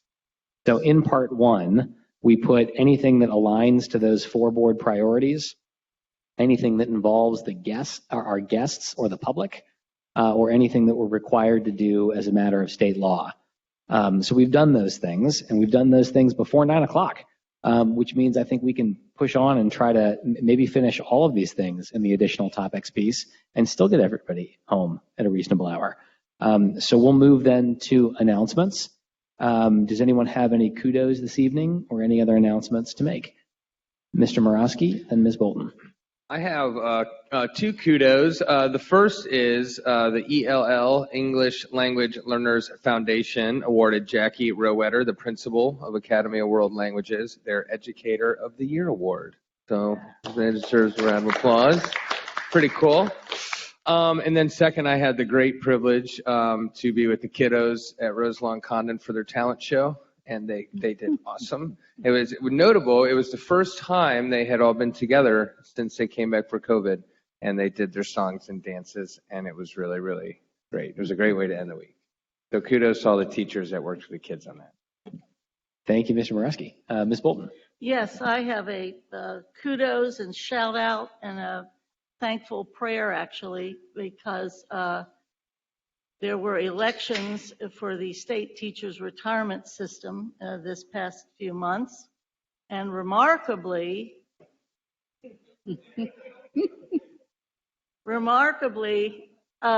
President Julie Sellers of the Cincinnati Federation of Teachers has been placed by big vote to be on the state teachers retirement system. And she's gotten plenty of practice here, raising all kind of cane. And as a retired teacher, I send you to Columbus. I voted early and often. But I want to congratulate you because I know you will really benefit, we will benefit, and you will really represent the needs of the retired teachers, frankly. And it's an astounding effort and well-deserved, and give them heck. She really wants to say hell. Thank you, Ms. Bolton, and congratulations, Ms. Sellers. Other announcements we have this evening? Dr. Moffett. So I wanted to say that I got an opportunity to attend the CPS Jazz concert, and it did not disappoint. The only criticism that I heard, the only criticism was that we didn't advertise it enough. We didn't stream it because people wanted to see it. So it was awesome. If you had an opportunity to go down to the Aronoff Center and hear the jazz played by these 4th through high schoolers, it's awesome. So congratulations and kudos to ABC for a great event. The CPS, I want to give kudos to Jen on a CPS town hall. That was really, really great. I thought it was great. She knows this stuff, and she was relaxed, and we just had this conversation. I'm looking forward to the next one, and hopefully I can help. So congratulations to Treasurer Wagner. The team, you all did a great job with the transportation report. Everybody that was involved with that. I know it wasn't just one person. Connie was the face in that. So thank you so much, because that was a lot of work, and I want to make sure that we give you kudos for that. The last thing, and I'm gonna request that I can come back and talk about this some more when I'm more prepared.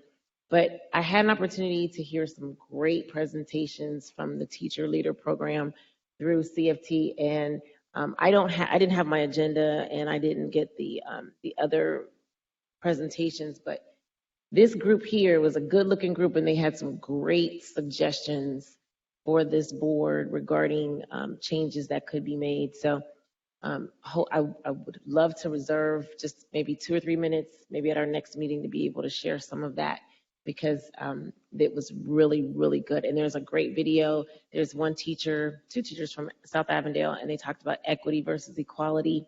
And it's 1 minute, but they had the kids, and it was the photo with the kids on a box, and there's different size boxes. And so the one little student said, "Hey, that's not fair. The baby can't see over the fence." And so they talked about, which one do you want, equity or equality? And they were like, equity. It was just really, really cool. So hopefully you all will get a chance to see just a snippet of those presentations, because you will really be impressed that we have some excellence within our district that is working with our students. And so thank you to those teachers. And that concludes my announcements. Thanks, Dr. Moffitt. Vice President Jones. Yeah, just a question. Were those present? I would love to see them. Were they recorded? Does anybody know? I requested them of President Sellers, and so she's going to send us the email. Okay. And I think that they're all just slides at this point, but within the slides, some of them had videos. Okay. And so if you can just even read it, I don't think that they were recorded, but if you could just read their presentations, and they're very, very small. Great. Thank Great. you. Okay, last call for kudos or announcements, Mr. Craig. I just wanted to echo kudos that Dr. Moffitt gave for the CPS International Jazz Fest. And I also wanted to kind of highlight that the students were 4th grade up. So I mean, some of these kids are so young, performing so well. But I also wanted to highlight the music teachers that were involved as well that performed, because I think sometimes we forget of the folks who are helping these kids become amazing performers, and so in their own rights are very accomplished people. And so it was really amazing to see. Made me want to break out my trombone, even though I haven't played it in 20 years. But it was a lot of fun. That's great. Okay, thank you, Mr. Craig. Last call. I have to say this about This is why we jazz. put all of this after everything else. This is worth it. We have to also not only congratulate the teachers, but also the visiting instructors as well, and the families that do all this, frankly, and support these kids. But most importantly, hats off to the maestro himself. Yeah.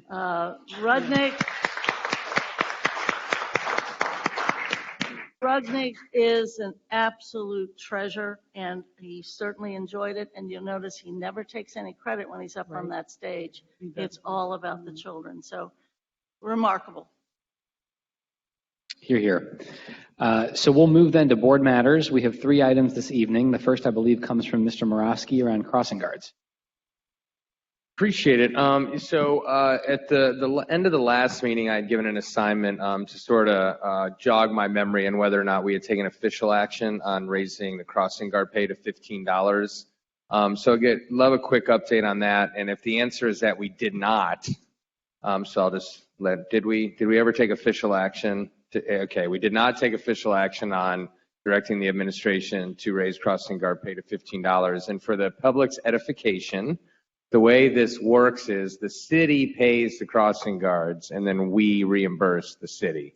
It might seem a little wonky to you. Seems a little wonky to me, but that's where we're at. So there's potential to maybe change that in the future, but right now that's where we're at. It's come to my attention that the city simply needs direction from us saying we would like you to begin paying these people $15 an hour. We are 44 crossing guards short. We had a car flip near one of our elementary schools not long ago. We've had students die in the recent year. We've had multiple students hit. To me, it's a worthwhile use of money. I'm not entirely certain what that final number is. I don't know if the treasurer back of the napkin math for raising it from $11 to $15, what that might look like. But I would like to propose that we take action and direct our administration to let the city manager know that it is all right to begin paying these people $15 an hour. So I don't know what that cost would be, Ms. Wagner, but I'm not good at math or much of anything. I did a preliminary estimate. It would add a $287,000-ish to the budget. Okay. And while, we had this daunting, presentation with the cliff, and I know nothing, everything is worthwhile, but for me, I'll leave it at this. For the taxpayers' money, I think this is money well spent keeping our kids safe. So I just kind of wanted to see what everyone else thought about it. Yeah. Can I ask before we do other discussion or comments, is anybody opposed to this idea? What? Is anybody opposed to this idea? Nobody's opposed? Okay, so we'll take a couple comments, but I think this is a direction we'd like to move. Ms. Bolden? I would just add, with the new transportation policies, we are equally interested in not only bus transportation and van transportation, but also, and I know this is true in the Health and Safety Committee as well, is our pedestrian safety and our children that are walking to school. I would also say that the board, since February 2019, has been talking and mulling over this issue. Sorry that somehow we didn't get that communication for raising the price. But again, I would like to point out there are, as I think the superintendent reported, there are now 44 vacancies in the crossing guard assignments, which is like 150 or something like that. At any rate, that's just unacceptable. And I will be wanting to kind of push, certainly in the budget, that we, again, I'll keep saying it, that we take control of it since we pay for it, and that we have to be able to manage the system and not have our children be in danger. And finally, for that $15, either you put it in now, or indeed it needs to be in early enough that we can use that for recruitment, or the city can use for recruitment, and more particularly that maybe it starts with this next fiscal year. That might be the easier way to do it. Thanks, Ms. Bolden. For either superintendent or treasurer, is there anything else you need from us on this point at the moment, or anything you want to share that we haven't shared? Absolutely not. Right now, we don't. We currently have a draft based on your decision for us to move forward with noticing the city that we do the increase to $15. That's great. Thank you very much. Okay, we'll move on then to the second item, which is meeting schedule and protocol review. I think this was Ms. Bolton. Yes, thank you. All of you received, I believe, on Friday, something that we do annually. There's been a request from the administration so that they can do the calendar printing that they need to do, and that is us publishing our board meeting schedule. It was a request made to our board staff, and since I had done it last year by assignment from President Jones with Mr. Messer, he's at the Kentucky Derby now, so it fell to me to do this. But you have before you a schedule, both the color-coded efforts and also the list of the more inclusive religious holidays particularly, as well as the usual kind of line column effort. The effort is made so that we are in that 5,000. There's a cap on how much money board members can make. It's at 5,000 for a year. This would take care of about 38 meetings. There's 40 meetings that the 5,000 would pay for our compensation. But more importantly, we have a couple of open times where we might be adding more governance or what have you. But right now, it's tradition. Then 12 committee of the whole meetings on Wednesdays. And then other meetings includes the tax budget hearing, organizational meeting. Those are all in January. And then also 2 work sessions temporarily planned for what they've been in the past. They don't have to stay there for one in January and one in October. But significantly, we do have an opportunity to make a decision if we want to, that we change the time of our business meetings. They have been at 6:30. They used to be at 7, but about a board and a half ago, changed it to the 6:30 for an earlier start time.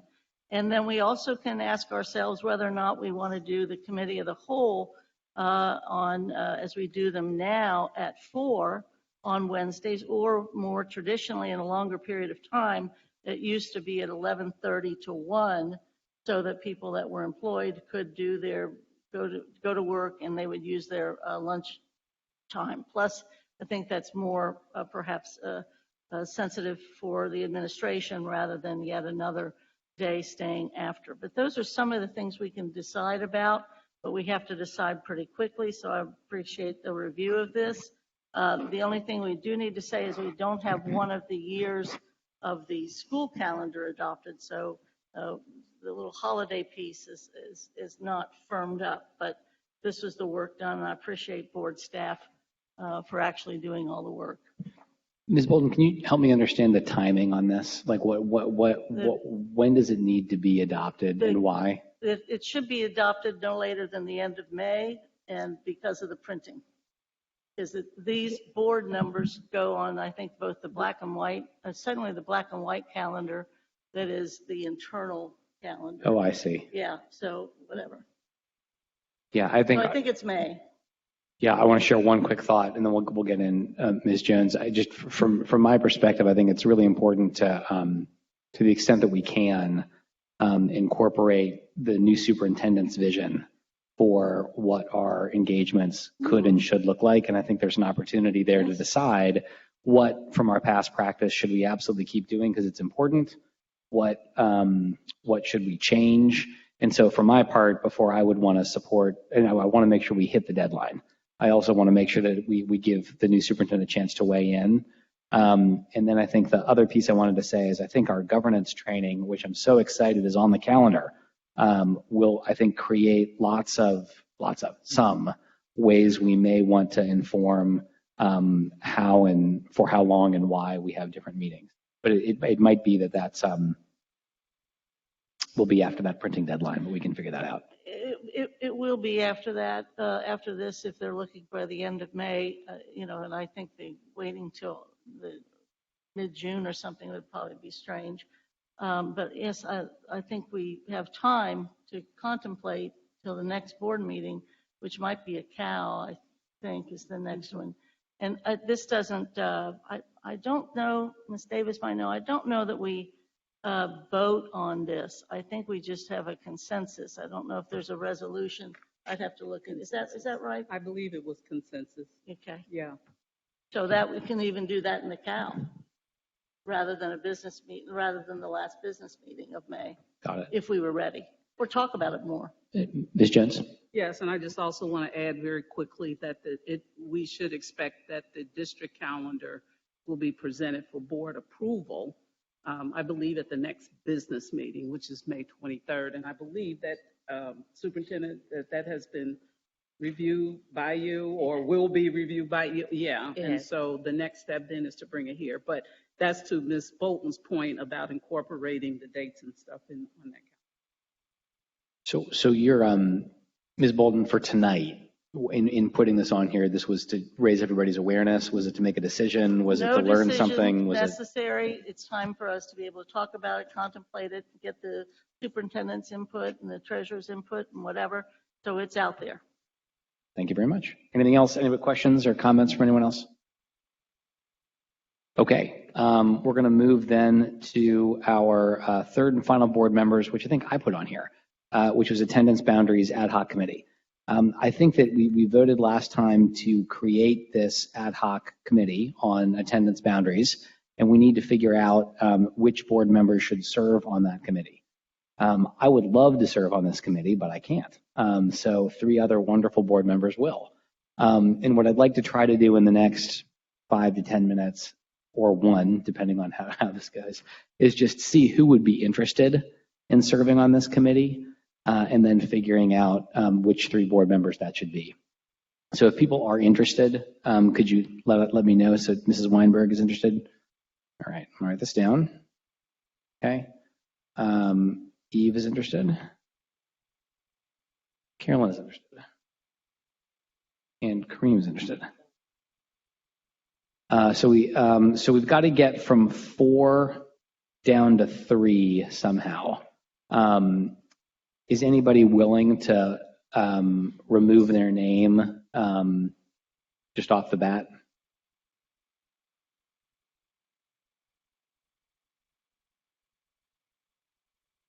There would be 3 voting members of the committee, and I think this committee would not be making decisions about what will happen, but they'll be making decisions about what they want to recommend to the full board.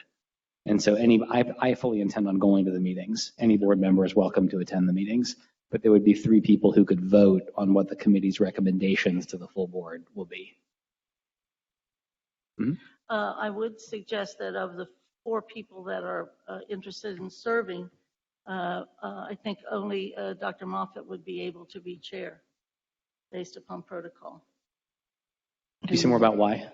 We, last time we voted on protocol, or had protocol rewritten, there was a limit placed on how many chairmanships a person can have. I didn't vote And what for is it, that? but- How many can they have, Ms. Bolton? 7, 8. Is it just 1? This could be true, that there's one, a limit on 1. Okay. Yeah. You lost me. I didn't hear what you said. We were the target. So I think what Ms. Bolden is sharing is that there might be something in our bylaws that says the board members can chair 1 committee, but 1 committee only. Okay. Okay. So that sounds like a strong argument in favor of Dr. Moffitt being on this committee. All right. So I think that's 1. I would like to ask if Vice President Jones would serve as one of the people on this committee. I think that Vice President Jones has, I think, some real experience and a real commitment to what the proper role of committees are, and I think would take that responsibility really seriously.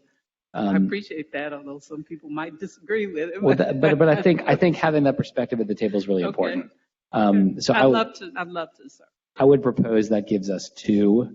And I'm going to be real honest, I don't have a great system for how to figure out whether Ms. Bolden or Mrs. Weinberg would be the next right one. I'm going to let you 2 figure that out, and you can even meet later, figure it out together, and we can pick this up next time. But do either of you have a suggestion for how we move forward? So you said that a person can still attend, correct? Absolutely. The only difference, what makes a committee member is 2 things. To hit quorum, there would need to be at least 2 of the committee members. And the committee will vote on what recommendations they want to make to this body. And so a board member who comes but isn't a committee member wouldn't count for quorum and wouldn't be able to vote in what the recommendation of the full board is. But other than that, it's an open meeting and everybody can be there. Thank you. So are either of you willing to remove Not your name? backing down. Not backing down, Ms. Bolden? No, me either, and it's a shame that we've caused this situation. I do have a recommendation, and I'm saying this Please. I don't want to offend anybody or be disrespectful or whatever, but I'm submitting a thought and a recommendation. I really believe that Ms. Bolton should be on that committee because of the historical background, both prior to any of us 3, our tenures. So she has that solid, and we fussed a little bit about the process, but I do think that, and I went back and read all that material. There's a lot of material there that I think we have to somehow figure out how to pull all of that together. And that's nothing against, I would love to have Mary, anybody. I think anybody can come to that meeting and add to it or whatever, but I think there is certainly a lot of need for that historical background. I think if we're in a spot where either Mrs. Weinberg or Mrs. Bolden wants to remove their name, go ahead and finalize the committee. If they don't, I think that's okay. I think what we'll do is pick this up next time, and I'll see if we can figure out something to get towards a resolution for people. So this is just a last invitation. Would either of you like to withdraw your name? No, I would not. Great. So to be continued. Sounds good. So I just want to say I'm a little nervous about being. I want that formalized on the record, you know? We're going to figure it It's a out. little intimidating. Add a little light here. So we'll revisit that probably at our next meeting. And do we have any inquiries or updates this evening? I'm moving on to item N. Mr. Morosky has one. I need to consult my notes. Yes. So once again, you all get sick of me saying this, but I don't care because I take it as a great honor. I appreciate you all appointing me to the Cincinnati Rec Commission board. I have unsurprisingly been appointed to their policy committee, and I'm working on that committee with Mr. Jim Getz from the park board and Miss Amy Whalen. And this is really exciting, and have superintendent here, brand new superintendent, and a brand new idea that I think some folks who have been around for a while, like Ms. Bolton, will appreciate maybe more than most. As much as we mess with the Cincinnati Rec Commission, to the point that we even share facilities, we do not have a formal MOU or any kind of agreement with them. And the last policy meeting we had was discussing creating one for both parks and CPS. And so what I'm bringing to you tonight from that committee meeting with the chair, Pat O'Callaghan, was there, and of course on behalf of Daniel Betts, the director of the commission. This would be the first of its kind, and again, it would go property by property, line by line, facility by facility, because each one might have its own sub MOU, but one writ large MOU for the district and the CRC. I was asked to identify someone in the admin. So this it's not, I guess it's kind of an assignment too. I apologize, President Lindy, but I think it's an announcement, an assignment. Someone from the admin to be invited to a kickoff meeting for the work making this agreement happen. There was a lot of talk about the CRC hearing from their employees and having sort of an event where the employees from the Rec Commission come, the directors of the centers, and coming and saying this is what actually happens with CPS students, to which I, of course, immediately said it would be awesome to have teachers at this as well and building administrators so they can give their perspective of what this relationship looks like. It's great in some locations, not great in some. So at the end of the day, I can make this assignment formally later if you need me to, but I would just like to, whoever it is, if it's superintendent, I think that'd be wonderful. Just you can let me know, and then I'll let the commission know who from our team would like to be a part of that. And I think it could be really transformative. Thank you, Mr. Morosky. Any other inquiries or updates? We'll throw in assignments here too. Anything else? We'll go Ms. Bolton and then Ms. Jones. Two inquiries and updates. At the last meeting, I think the outgoing superintendent, in response to me asking about the testing piece, particularly as it pertained to semester exams, I think the outgoing superintendent said that would be left to you for that. And just interested in that, is it particularly, my understanding is particularly impacts Walnut Hills. And then I have another Walnut Hills issue that's been brought to my attention by a former board member, and I know that a couple of administrators have brought it to our attention too, is that we continue to have an issue regarding testing into Walnut, so that at this point in time we have a very, very small incoming seventh grade, if I recall.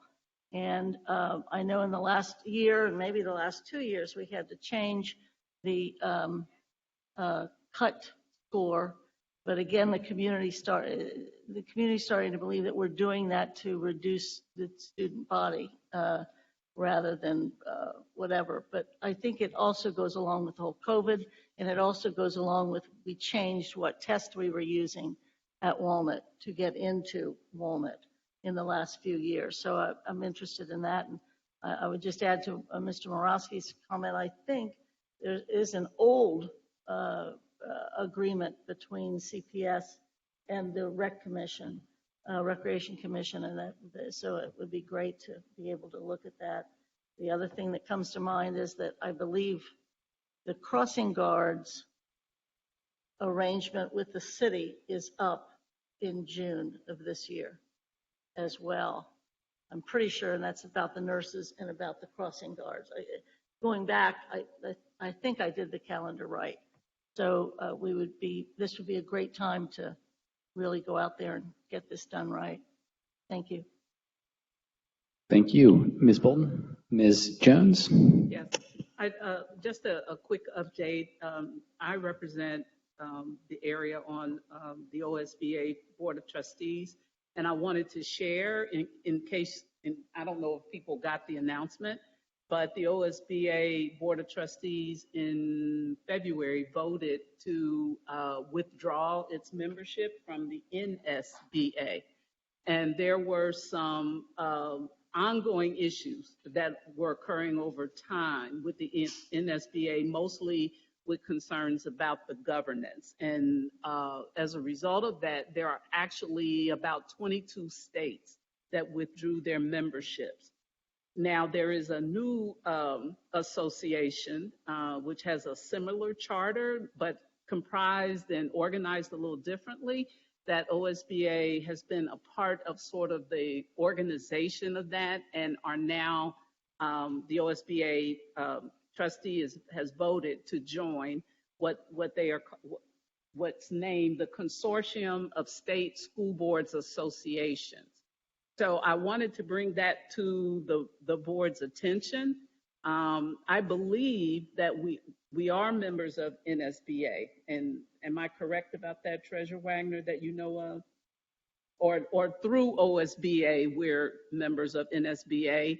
So whatever sort of, our membership continues until the end of our period, and then after that, we're going to be asked to pay our membership into this consortium. So that, if we need to take action on that, we can do that. But I wanted to make board members aware of that. I think that's it. And I'm happy to send a little bit of information about that for board members and staff to look at. Thanks, Vice President Jones. Any last inquiries, updates, assignments for this evening? In that case, at 8:52, having no other business before us, declare the meeting adjourned.